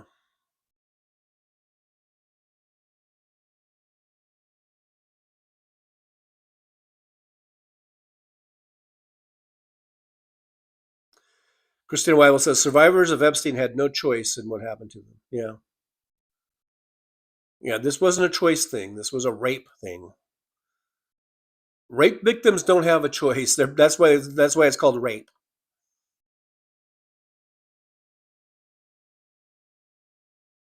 Genevieve Trucker John, Donald Trump is a child molester and a pedophile. David Weiss says, I met Ross Perot in the 90s. My summer gig in Colorado was spraying for pine beetle. We did his house. He and his wife gave us sandwiches and lemonade. Kind of fun. Okay, so Ross Perot was a delightful man. He had a softball team, and he gave sandwiches and lemonade to the workers. Still, don't know if he was presidential material. I would not have voted for him over Bill Clinton. Okay, I would have voted for him over Bob Dole if those were the two choices. Kristen Weil, Trump is a child rapist. Absolutely. Damon Dog says, I can't even spell your name right. At least I didn't type Toxan again. That's what gin up the. No, I shouldn't say that. I'm not gonna finish what I was gonna say. It would just be too mean. I'm not gonna do it, Jen. I'm not gonna do it. I'm not gonna do it. Wouldn't be prudent. Not gonna do it. Not gonna do it.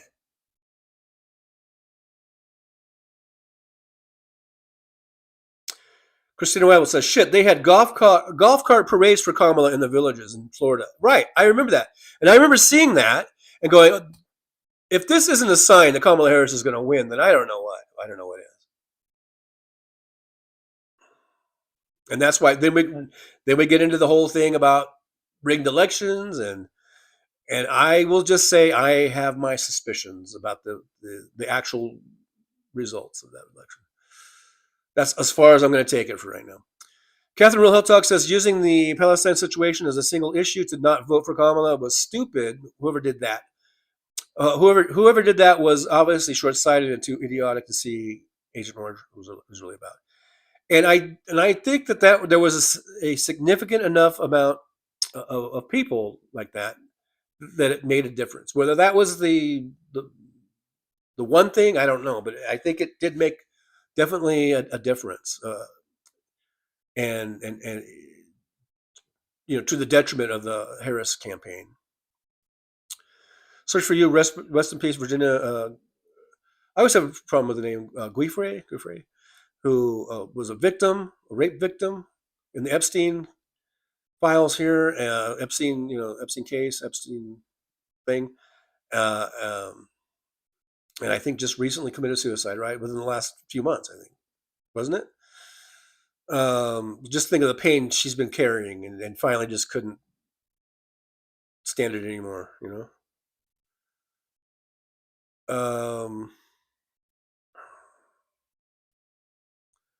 Christina, why will they got rid of the mandate for school children vaccines? That's it for you.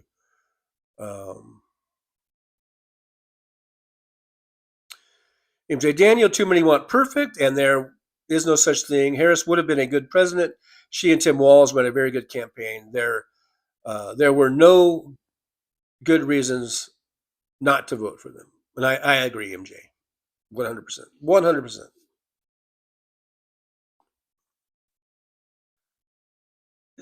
Based Trucker John, old and slow, nice. I figured you guys would be going postal. No, but that is the name of a screenplay that I wrote. Actually, I dropped the G. It's going postal. Maybe someday we'll do a table read of it or something. I don't know. MJ Daniel says we have had a pretty midsummer overall, mild summer overall. Makes me a little nervous about winter weather. Well, down here in Vegas, our winter weather will be much more milder than where you're at. So I'm looking forward to it. I'm looking forward to some cool temperatures. Janet Base says Roxanne 79, very impressed. NFL kicks off tomorrow night, as you well know. I believe, is that the game? It's going to be in Sao Paulo? Is that the Charger? Is it Chiefs? Or who? I don't know. But playing in fucking Brazil? Why are they playing in Brazil for? I don't really like that shit. I don't like these games being played all in these other countries. To me, it's just capitalism run amok. Especially if your team is losing a home game because of it. That sucks. And I hate that English motherfucker that owns the Jaguars. He's totally fucking tanking that team every year. Every fucking year. He intentionally tanks their team.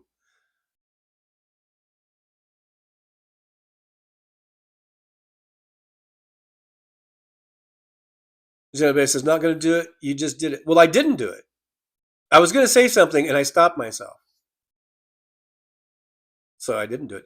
Christina Weibel says, I follow the Villages Democratic Club here on YouTube. Oh yeah, it's like Jufrey. I don't think it's Jufrey. Is it? Maybe it is. But yeah, I always trip over that name, over her name. MJ Daniel, there are grocery stores in Vegas that sell dandelion greens. Yum yum. Ooh, should I just get some of those? Sandy Foltz, I'm at the Wausau Airport. All right, Sandy, have a good flight home, and we'll see you. We'll see you later. Yeah, safe travels, as Jen of the Base says. Catherine Real Hot Talk says it's chilly in Chicago now, in Chicagoland. Getting chilly already, is it? Is it getting to be good fall, crisp football weather? Diane Russell's here. Hey, Diane, good to see you. Thanks for coming on in and hanging out with us today. Is Nicole done? Like I said, now my schedule kind of runs up against Nicole, so I always have to catch Nicole on the replay now. Usually.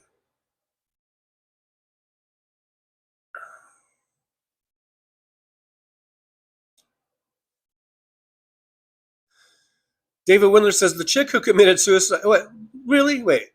The chick who committed suicide had a $1.7 million rape settlement, right? Let's be a little bit more respectful. But I don't know. Maybe she did. I don't know. All I know is that it's sad all the way around. If Daniel agreed is fucking up sports as well as the country. I'm so thirsty. I'm so fucking thirsty today. I might have to go get another water.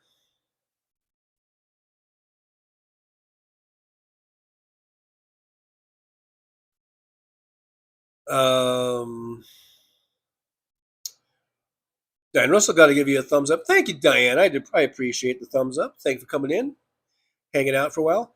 Now, have you guys seen? I posted the. I guess it was just my one of my. You know how I post the show intro every day. Like after the show, I will repost the intro part, the clips, and I did one the other day, and I titled it. I think that was a show intro, and I titled it "Rest in Peace, Donald Trump," and that thing's got over 3,000 views. I'm kind of proud of it. So if you haven't checked them out, check out my show intros. They're kind of interesting, and basically, it's just you've already seen it if you watched it on this show on the live stream. But just because Trump has now come out a couple times, because that's kind of where we left the show off yesterday.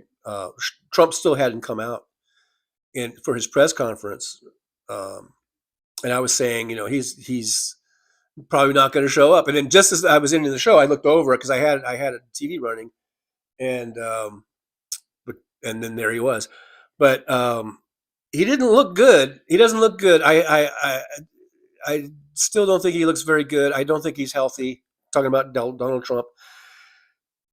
I think they're doing everything they can as far as his staff around him, his inner circle, and getting doctors around him, doing whatever they can to just keep him going for as long as they can keep him going.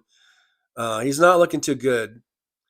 I wonder how this Epstein files, the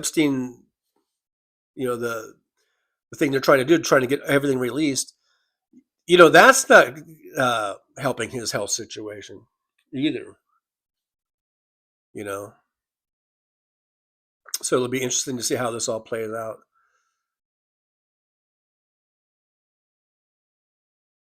But he did show up yesterday, and I have a feeling that they were doing everything they could. I don't know if you saw the Elvis movie, the one that came out a few years ago, and they depicted Elvis when he was in Vegas, and he was doing all the shows every night, and I guess working himself, doing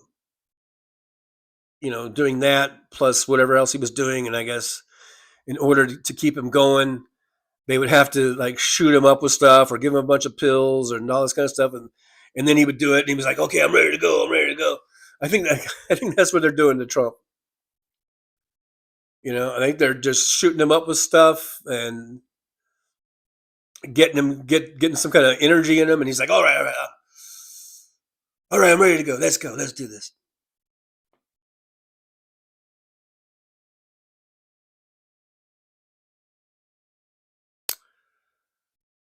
David Windler, sorry, John. I thought I heard that settlement. Oh, yeah. There's nothing wrong with it. You have to say sorry about that. The part that I was saying be respectful about was just referring to her as that chick. The settlement part that's nothing wrong with that. MJ Daniel says Front Row Joe idiots are finding out that DJT and the oligarchs do not share.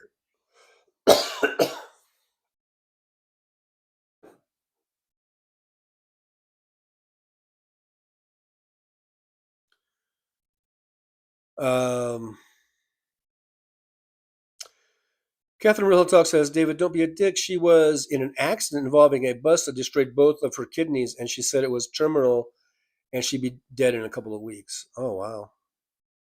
Yeah, I have to confess ignorance too. I wasn't exactly sure what was going on. I knew she had passed away, and I knew she was one of the victims. And other than that, I didn't really know exactly all the details of it. Damon Dog says, I had a bag of pre-radioactive shrimp in the freezer, and my friend ate them in the middle of the night. And with friends like that, who needs enemies?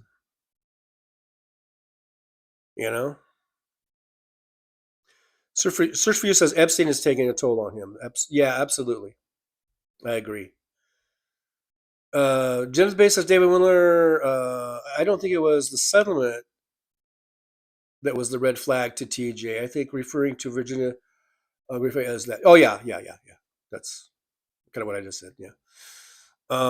Damon Dog said, or Diane Russell says, "Hi, Damon Dog. Tasty, and you can glow in the dark afterwards." Yeah, I guess there was a big recall on the shrimp, and Damon Dog says this was pre-radioactive. Hopefully. Catherine Real Talk says it's said that she said that if she does die, that it's not suicide, but then she died, and everything said she did it. Her family is publishing her book in the future. Wow. So it all seems a little suspicious, though, right? Like, what's the deal? Just going back to the accident involving a bus. What was that on the up and up? These are powerful people that we're dealing with. Don't think that things can't be done. Don't think that when you have billions of dollars, you can make things happen.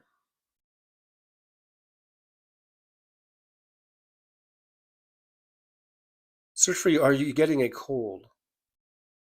I feel a little bit of a scratchy throat, and I am very thirsty. And I'm out of orange juice. I think I'm going to have to order some more food. I'm I'm just about out of food. I think I'm going to have to do some grocery shopping. I need some orange juice. I love my orange juice. Damon Dog, I have a bad habit of saying chick, but not about the dead. I say chick too. I'll say chick. But yeah, you just got to be careful when and where, I guess.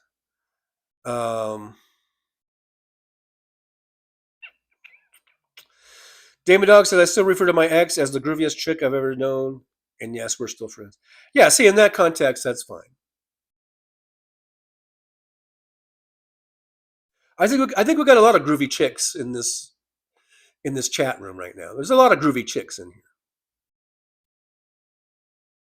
But when you're referring to someone who was involved in this Epstein case, and she died,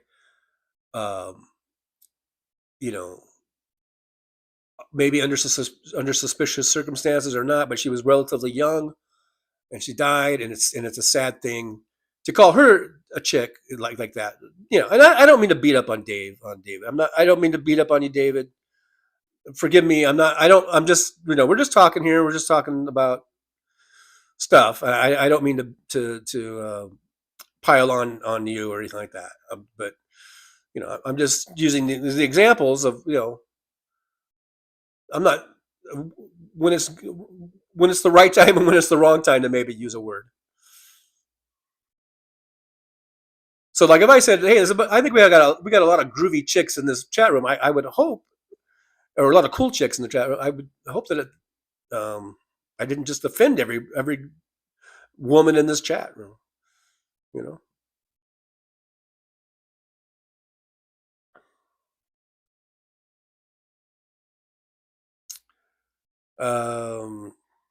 EJ Daniel says, did Ivana know too much?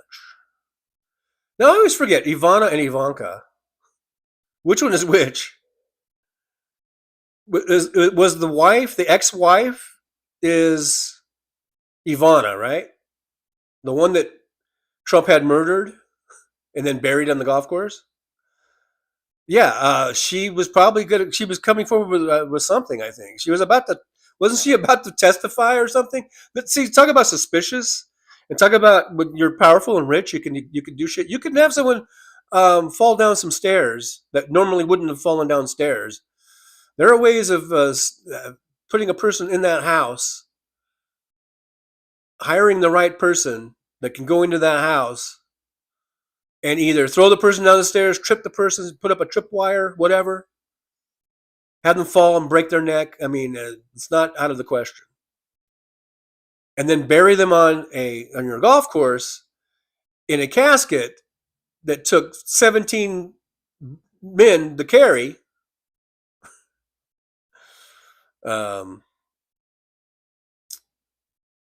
But yeah, that whole thing is suspicious, highly suspicious.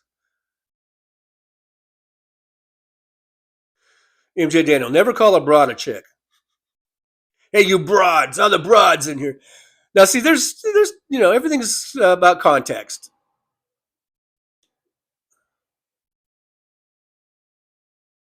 Hey, the broads. What do you broads think? I don't know. I'm just joking around. Catherine Real Health Talk says, TJ, get oregano oil from natural health food store. Take a few drops a few times a day. Good for the throat. Oregano oil. Oh, no, oregano. What am I saying? You guys are probably laughing your heads off right now. Because I was mispronouncing oregano. I know what oregano is, but when I was reading it, it looked like oregano, and you guys probably think I'm the biggest idiot in the world now, which probably am. Oregano oil, not oregano. Wouldn't that be funny if I went to the health store and I'd be like, "Hey, do you guys have any of that oregano oil? I heard it's good for the throat." And they'd be like, "Do you mean oregano?" And I'd be like, "Oh yeah." Sorry if I yelled into the mic right now.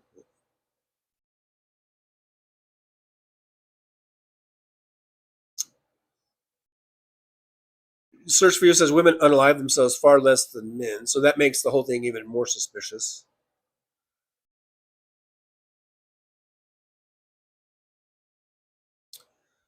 Jen at the base says, Damon Dog, when I was in San Francisco, my good friend took me to his parish, a small hole-in-the-wall place called The Church, which practices the religion of magic mushrooms.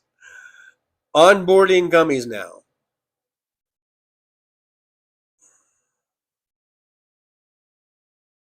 Yeah, Diane says Ivana is the mom. Diane Russell says Ivanka means little Ivana. Okay, there you go. Yeah, Ivana, yeah, was the mom, and I think she died. I mean, it was pretty much ruled just a pretty clear case of, I guess, an accident of her falling down the stairs and breaking her neck. I think it's suspicious. I think the whole thing is suspicious. Yeah, Catherine Hill, Real Hill Talk says Ivanka is the daughter. Yeah, married to Jared. It's got to be Jared. Yeah, it's got to be Jared. Hey, Roger Dodger's here. We're good to see Roger Dodger. Thanks for coming on into the old driver's lounge. Roger Dodger says maybe less public speeches featuring Liz Cheney and Mark Cuban would have helped Harris. Yeah, I mean, we could. Well, let me finish your thing. Mark Cuban would have helped Harris push a couple of million additional Democrats to the polls and articulate and humanitarian Gaza policy. And I did bring that up. I did bring up that was probably the one I remember. As far as criticism, is how she handled how she responded to questions about Gaza and Palestinians, and I do think that made a difference. To her detriment in her campaign. As far as the Liz Cheney and Mark Cuban thing,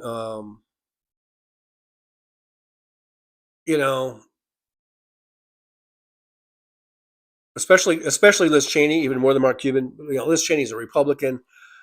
I appreciated Liz Cheney, what she said, and how she was,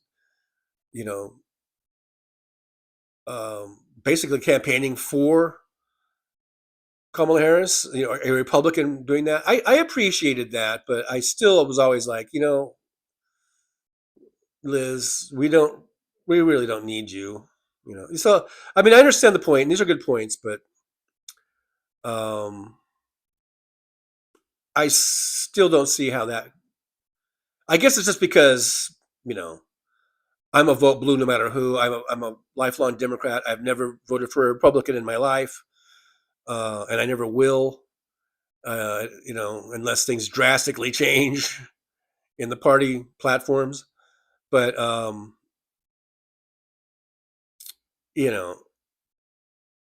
not a single issue voter. I look at the big picture, and I just know that Kamala Harris would handle Gaza much better than Donald Trump would. But yeah, I don't know if she did a good job articulating that. And I agree with that. I did say that earlier, that was the one thing that may have been a big enough of a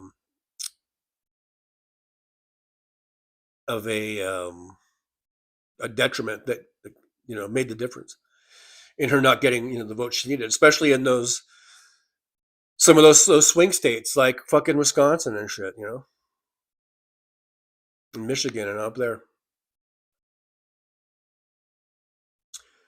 Catherine Real Talk says, remember when Red Butler fought with Scarlett and she fell down the stairs?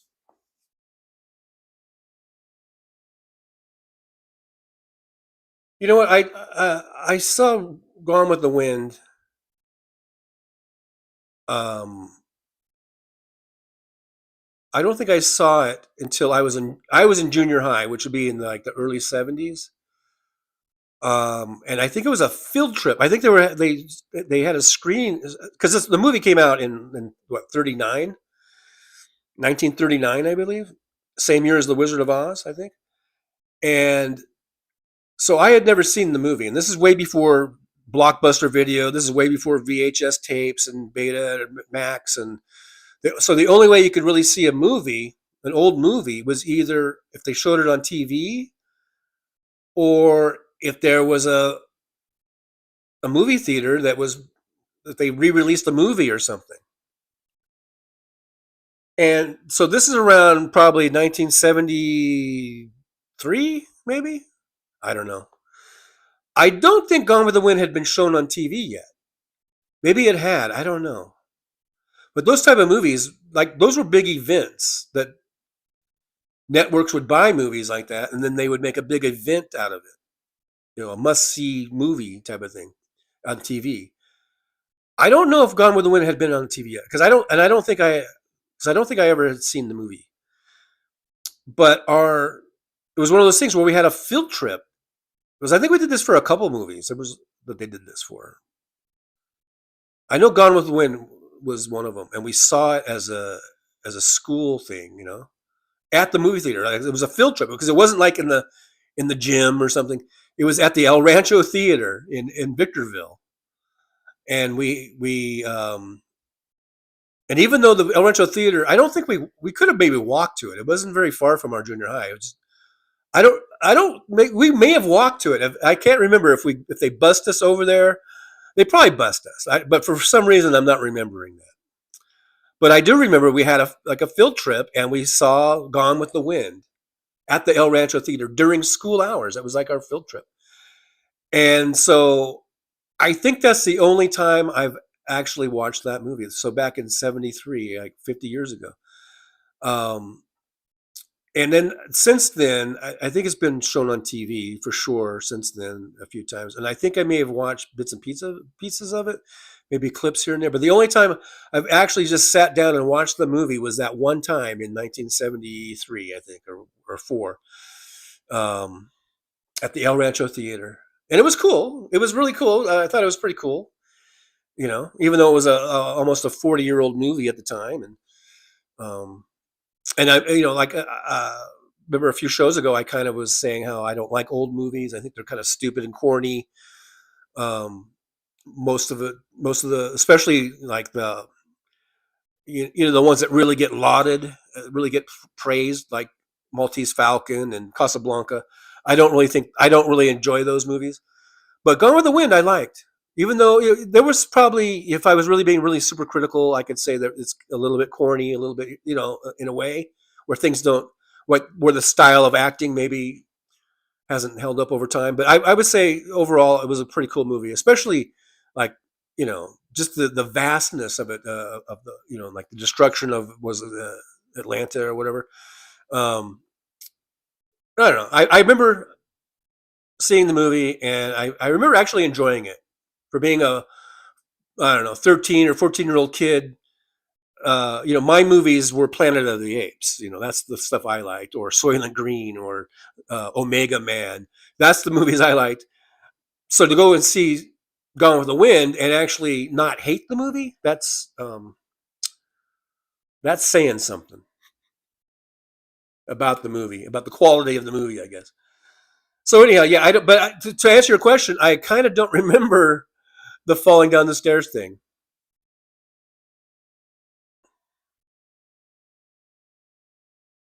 Um, I remember, Scarlett, I don't give a damn. And then people say, well, that was never really actually said in the movie or whatever. So I'm like, oh, what am I? Why? What am I remembering? How are my memories so fucked up?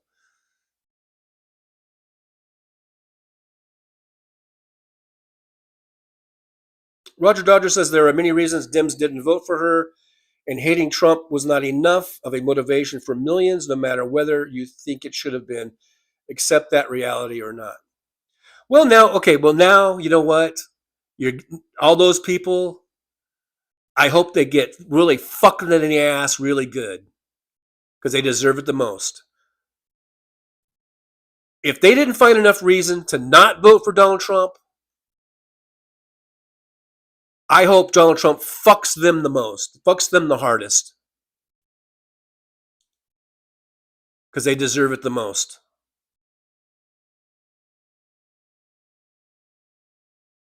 You fuck around, you're going to find out.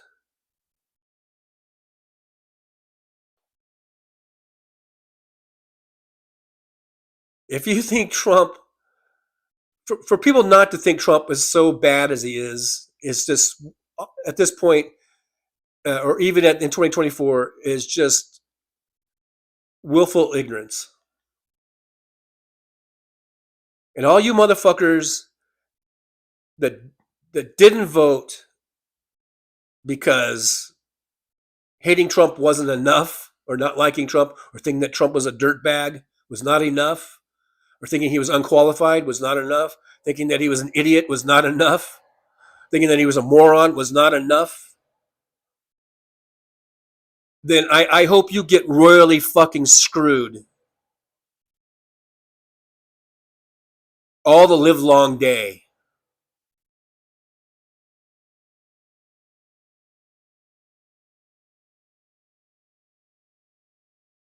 Michael McAndrews, maybe use a little vegetable oil when you cook your dandelions.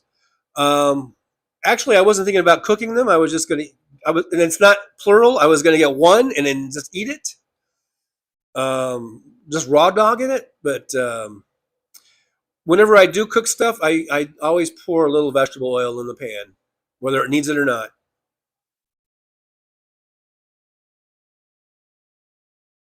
You know?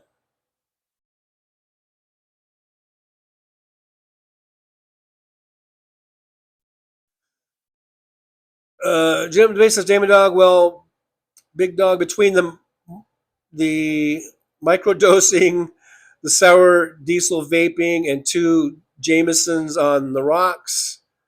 I love Jameson, by the way. I haven't had any. I don't think I've had a Jameson since Thanksgiving about 3 years ago. But it's still, I can still remember drinking it and thinking, man, this is good shit. Anyhow, I digress. Plus, the Giants scoring 15 runs on 18 hits, kicking Johnny Millions Orioles was feeling great. And speaking of the Giants, didn't they just get into a bench clearing brawl against the Rockies? The 2 cellar dwellers were going at it, literally going at it last night. MJ Daniel falling down the stairs, very Russian. Yeah, the way that Ivana met her demise. Yeah, very, very Russia-like a way of ending one's life. Good point there, MJ Daniel. Good point. Is Robert Perez here? Hey, Robert Perez from down San Diego way. Good to see you. Thanks for dropping on in. I do appreciate you. Appreciate you. coming on in.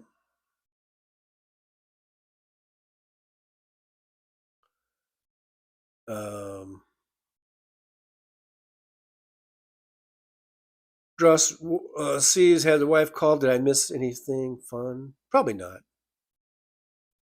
Been pretty low key today, I think. Right, guys? Have I been kind of low key? I mispronounced oregano. That was kind of funny. Roxanne 79. I don't have time for punctuation in chat like commas, but I know TJ needs them for optimal flow. Laughing out loud. I'm on my phone too. Well, sometimes when it's all just one big run-in sentence, I might miss a spot where there should have been a pause. That's the thing, you know.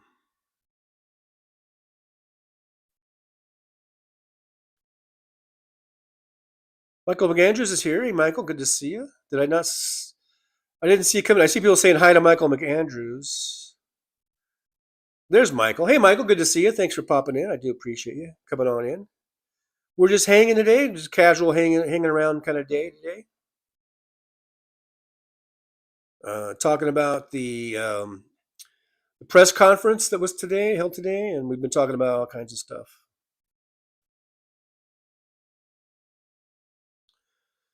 Caleb Guillory's here, says Liz finally did something I agreed with once. Well, I agreed with her going after Trump in those proceedings.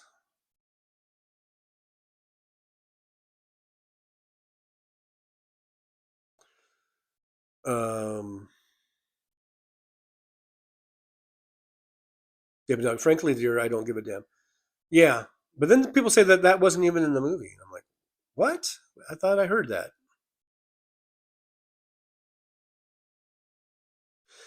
MJ Daniel, Democrats needed to brag about the accomplishments much more. They did a lot of good things, and it would have made very effective TV. I agree. I absolutely agree with that. And going forward, Democrats need to not assume that everyone knows. Because why? Why, guys? You know what I'm going to say, right? Because the masses are asses. So the Democrats need to, like every single day, every single time a microphone is in front of their face, they need to put something out there that they've done, that they've accomplished, or that they're for. You know, like now they can't really accomplish much because they had the minorities in Congress.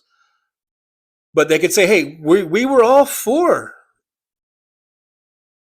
you know, outlawing gerrymanders, and we all voted for it, and none of the Republicans did. And now they want to, you know, and so now they want to come at us for doing it. You point out the hypocrisy, you know. David Dog, I still have a Blockbuster card if y'all want to rent a movie. I was going through some stuff. I think I may have thrown it away now, but for a long time I had one. And I was like, why am I still carrying this around or whatever? Roger Dodger, are we going to romanticize Ross Perot now? Seriously? I'm not.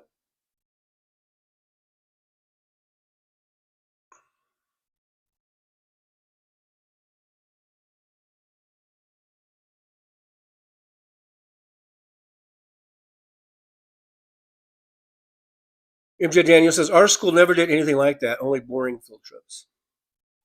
I had some pretty cool schools. I remember I was in one school. We moved around a lot.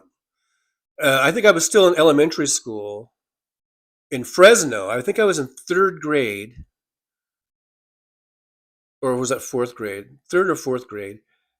And we went on a field trip to, I think, San Luis Obispo, to the mission. It was part of the thing. You know how you always have to make a mission, you know, well, in California, in other states you don't do that, but in California, it seemed like there was always, you know how people have stuff that they build, you know, for your class. And I think we had to, it seemed like this is something all the California schools do, where you would pick one of the California missions and then you would build it. Like I make it out of, I forget what we used to make, but I made I think I picked San Juan Capistrano or something. I remember making my own little mission. And then as a field trip, we went to San Luis Obispo, which from Fresno is really a far trip. I mean, because Fresno is in the Central Valley, and San Luis Obispo is on the coast, if I remember correctly. It was like a few hours, I think, a bus trip. I think maybe some of my Central Valley people could verify that. It's at least a couple hours trip one way, I think. And so we left early in the morning, when school started, like early, and we got on the buses and we went all the way to San Luis Obispo. And I remember we toured San Luis Obispo and we had lunch there. I think they just packed, like bag lunches or something, or box lunches. And but it was really, to this day, I can still remember walking around. It was really pretty and nice, and the weather was great. And it was kind of cool seeing the old mission. And then we got on the bus and drove all the way back to Fresno. So that was another one of the field trips, which I thought was pretty cool, for a school outing. Maybe things were better in California in the 60s with our schools. I don't know if they do that kind of shit anymore. Because like my kids, grew up in the, the early 2000s and stuff.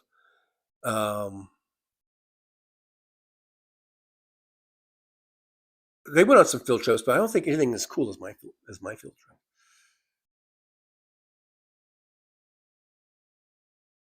Roxanne says, I found my Blockbuster card the other day, too. I probably have a few of them laying around somewhere in a box.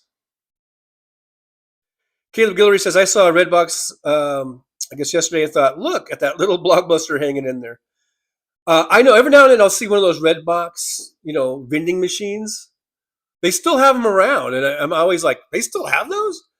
I'm like, doesn't everybody just scream? Who even has a DVD player anymore? But apparently they do.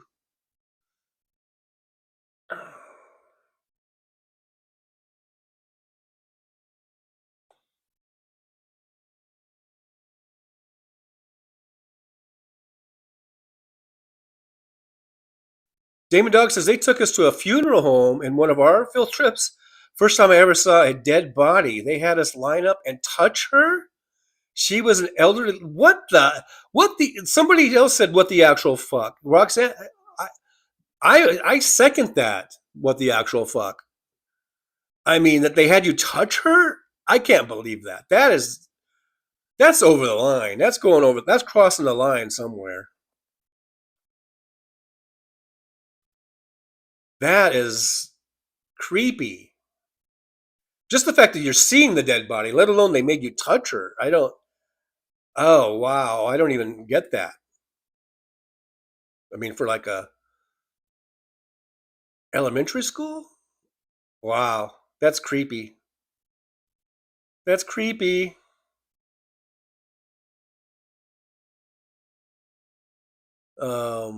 All right. Yeah, I'm skipping down. We're over 2 hours. I always have battery issues, battery concerns. So I'll probably be shutting the show down here in a couple minutes. So I am kind of skipping down a little bit. Jenna Bay says, Sugar John, cellar dweller, not the Diamondbacks and Rockies. This was a dynasty of the past 15. Doesn't matter. It doesn't matter. I'm talking about currently. There, if you're in last place in today's season, the current season, you're the cellar dweller. All right. Doesn't matter how many World Series you won. That has nothing to do with it. Has nothing to do with it. You need to learn your terms, my friend. You need to learn the terminology. The cellar dwellers, when I'm talking about today, I'm talking about the Rockies and the Giants. That's accurate. They're the bottom teams. They're in the cellar. Has nothing to do. The Rockies, didn't they win a World Series once, like 20 years ago?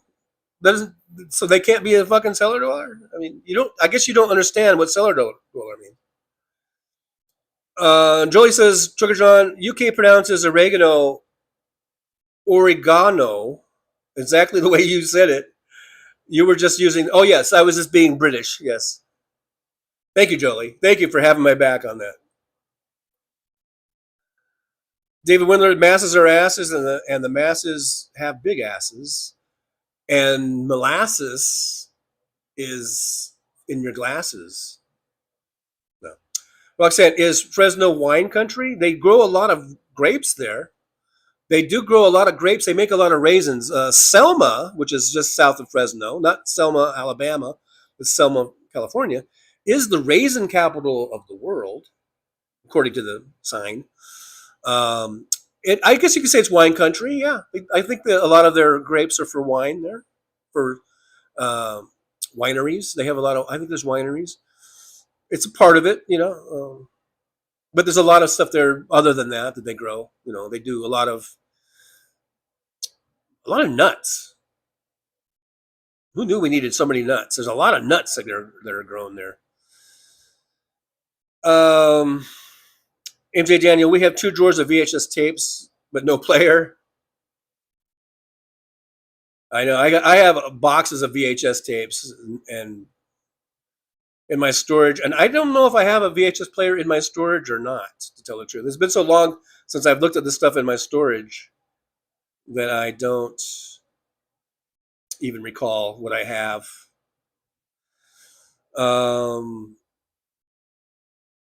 Anyhow, guys, yeah, I'm just scrolling down here a little bit. Jolie says, the guy always got your back. Thank you, Jolie. I appreciate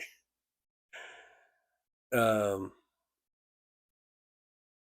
Okay, so on base, the Giants are in 3rd place ahead of the Diamondbacks and the Rockies. Perhaps you need to learn how to read the standings. It's not hard.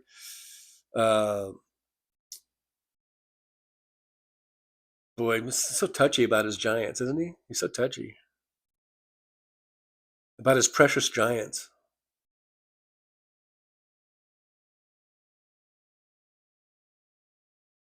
MJ Daniel, Fear Factor TV show, Touch the Dead Body. Wasn't that like in Stand By Me, the movie, and the boys found a dead body, and didn't they like touch the body, and that was like, don't touch the dead body. I don't know, guys. So I guess we're gonna wrap things up. I don't know what's going on with the hearings. If there's anything else going on, I mean, I guess I don't think they're still standing out there, but I don't know if there's any news about putting this thing to a vote. Nicole streamed. She was talking about releasing the file. Nicole Sandler was on. Here is a breaking news. This is from 4 hours ago. I'm just getting stuff. Yeah, here's 4 hours ago, MSNBC playing clips of the women that we were talking about earlier. Supporting survivors. Here we go. I want to thank all of my survivor sisters who came before me today. I'll be very short. In the year 2000, I was taken to Jeffrey Epstein's island. Listen to this. Photo shoot on a nearby island. Who I saw and what I experienced there was a glimpse into a very dark and disturbing world. For years after, I tried to avoid Jeffrey, but he had introduced me to Katie Ford, the owner of the Ford Modeling Agency. Epstein's reach went to the very top of fashion, arts, and entertainment. Hear that? This did not just happen to underage girls in Florida. In New York City, hundreds of young, ambitious women were abused by him. Hear that? Epstein was not just a serial predator, he was an international human trafficker. And many around him knew, many participated, and many profited. And yet, he was protected. So I stand here today for every woman who has been silenced, exploited, and dismissed. We are not asking for pity. We are here demanding accountability, and I'm demanding justice. Yep. Congress must choose. Will you continue to protect predators, or will you finally protect survivors?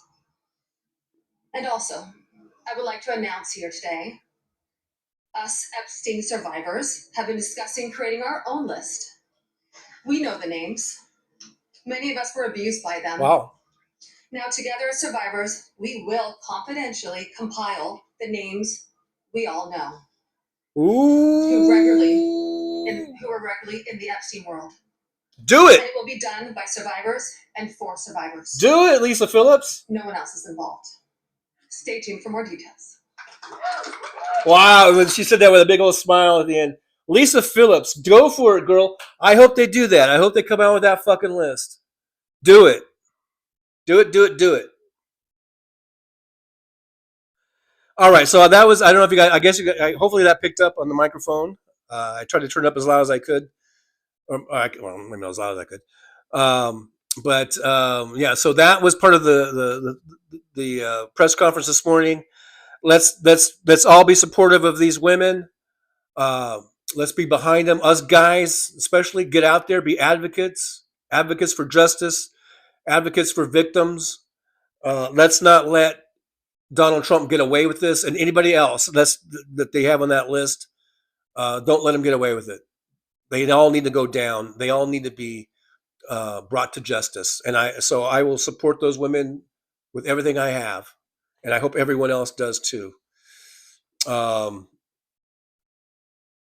You heard it. Okay, good. So that was pretty awesome. I hadn't seen that clip before. I've only been watching clips. I didn't really sit down and watch the whole thing. It came in clearly. Good. So with that, maybe we should go ahead and end the show. I'll see you guys again tomorrow. What's tomorrow? Tomorrow's Thursday, 9 a.m. Pacific time. So we'll do a 9 a.m. Pacific time show, early show. Let's see how it goes, and let's see where we're at.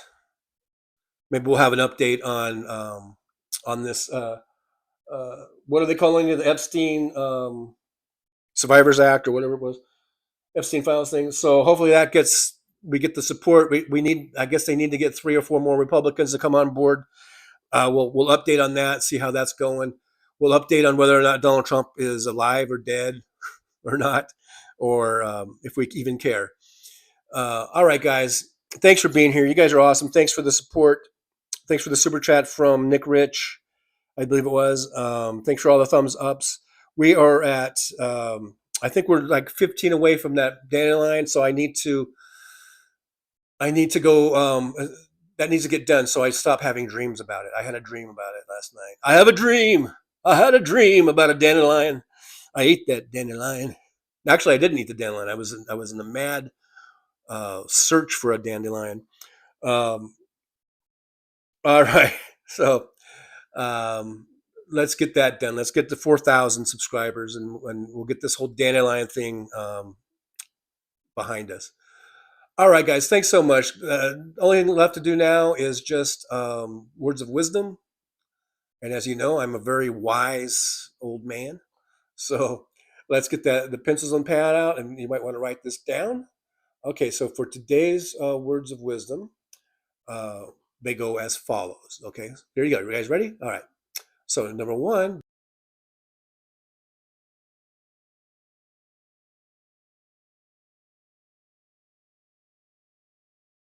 Well, it's time to say goodbye. The show has come to an end.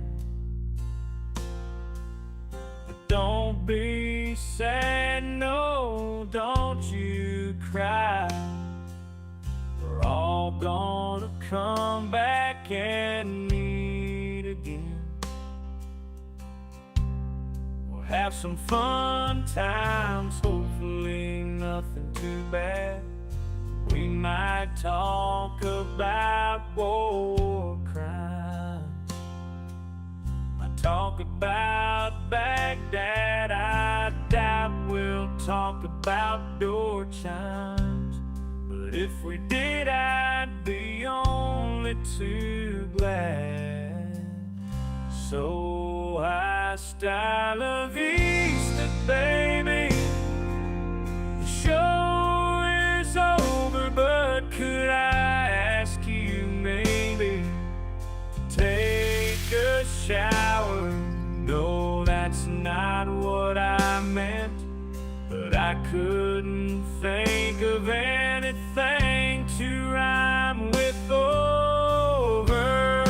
Now my whole rhyming scheme is all screwed up. Oh shit, I should have stuck to truck driving, who I tried to kid. At least when I was out there driving, I could handle a skid. But doing this live stream, baby, has been a real kid. So I hope to see y'all again right here on the Trucker John live stream. We're gonna do it again and again, right here in the Trucker John live stream. Yeah, the Trucker John live stream. We're gonna come back and do it all again.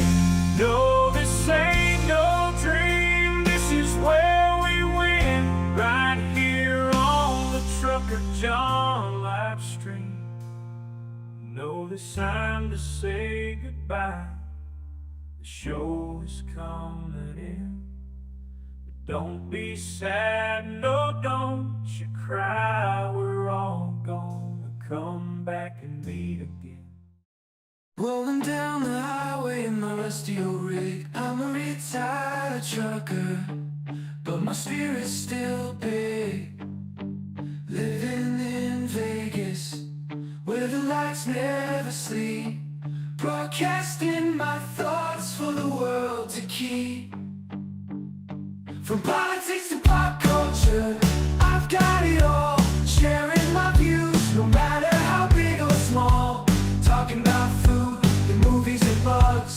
Shining a light on all the social issues. No shows, I've driven through the desert, seen the city so bright. But now I'm living in a different kind of fight. From my apartment in Las Vegas, I hold the key, exploring the world through my live stream for free.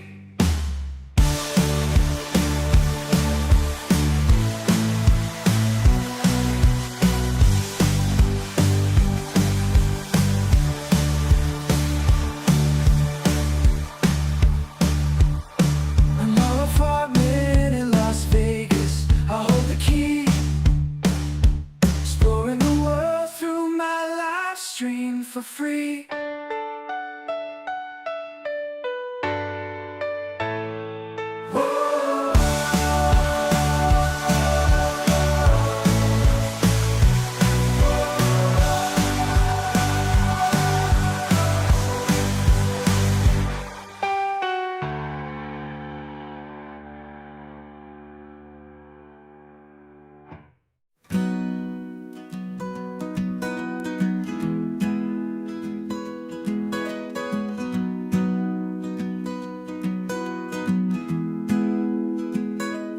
So you want to take a trip down Paradise Road, but it ain't that pretty, it ain't paved with gold. Everybody's got the dirty little secrets, everybody's got some things unknown. But if you ain't real careful, baby, it'll cut you down to the bone.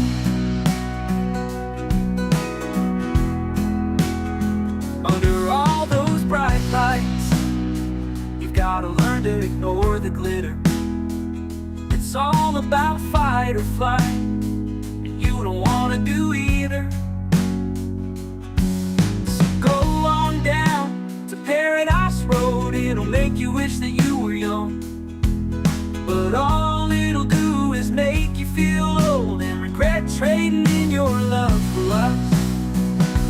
It's all just a big charade, it's all just one big game, and it ain't about love. It's all about the thrills, it's about staying in the hunt, it's about going in for the kill. So head on down to Paradise Road, that's where your friends are now.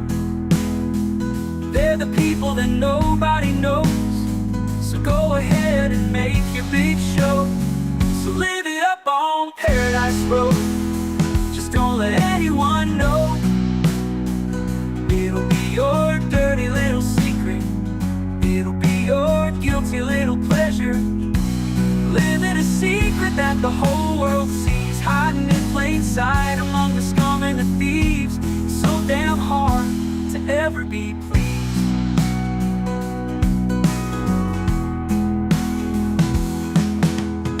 Everyone wants to live the good life. Everybody wants a piece of paradise.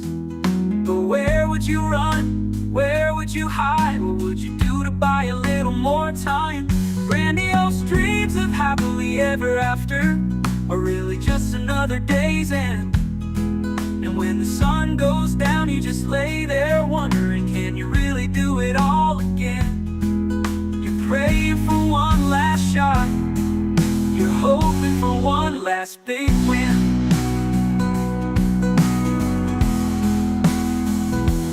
Paradise Road is calling, so you better hurry along. Paradise Road is calling, so you better hurry along.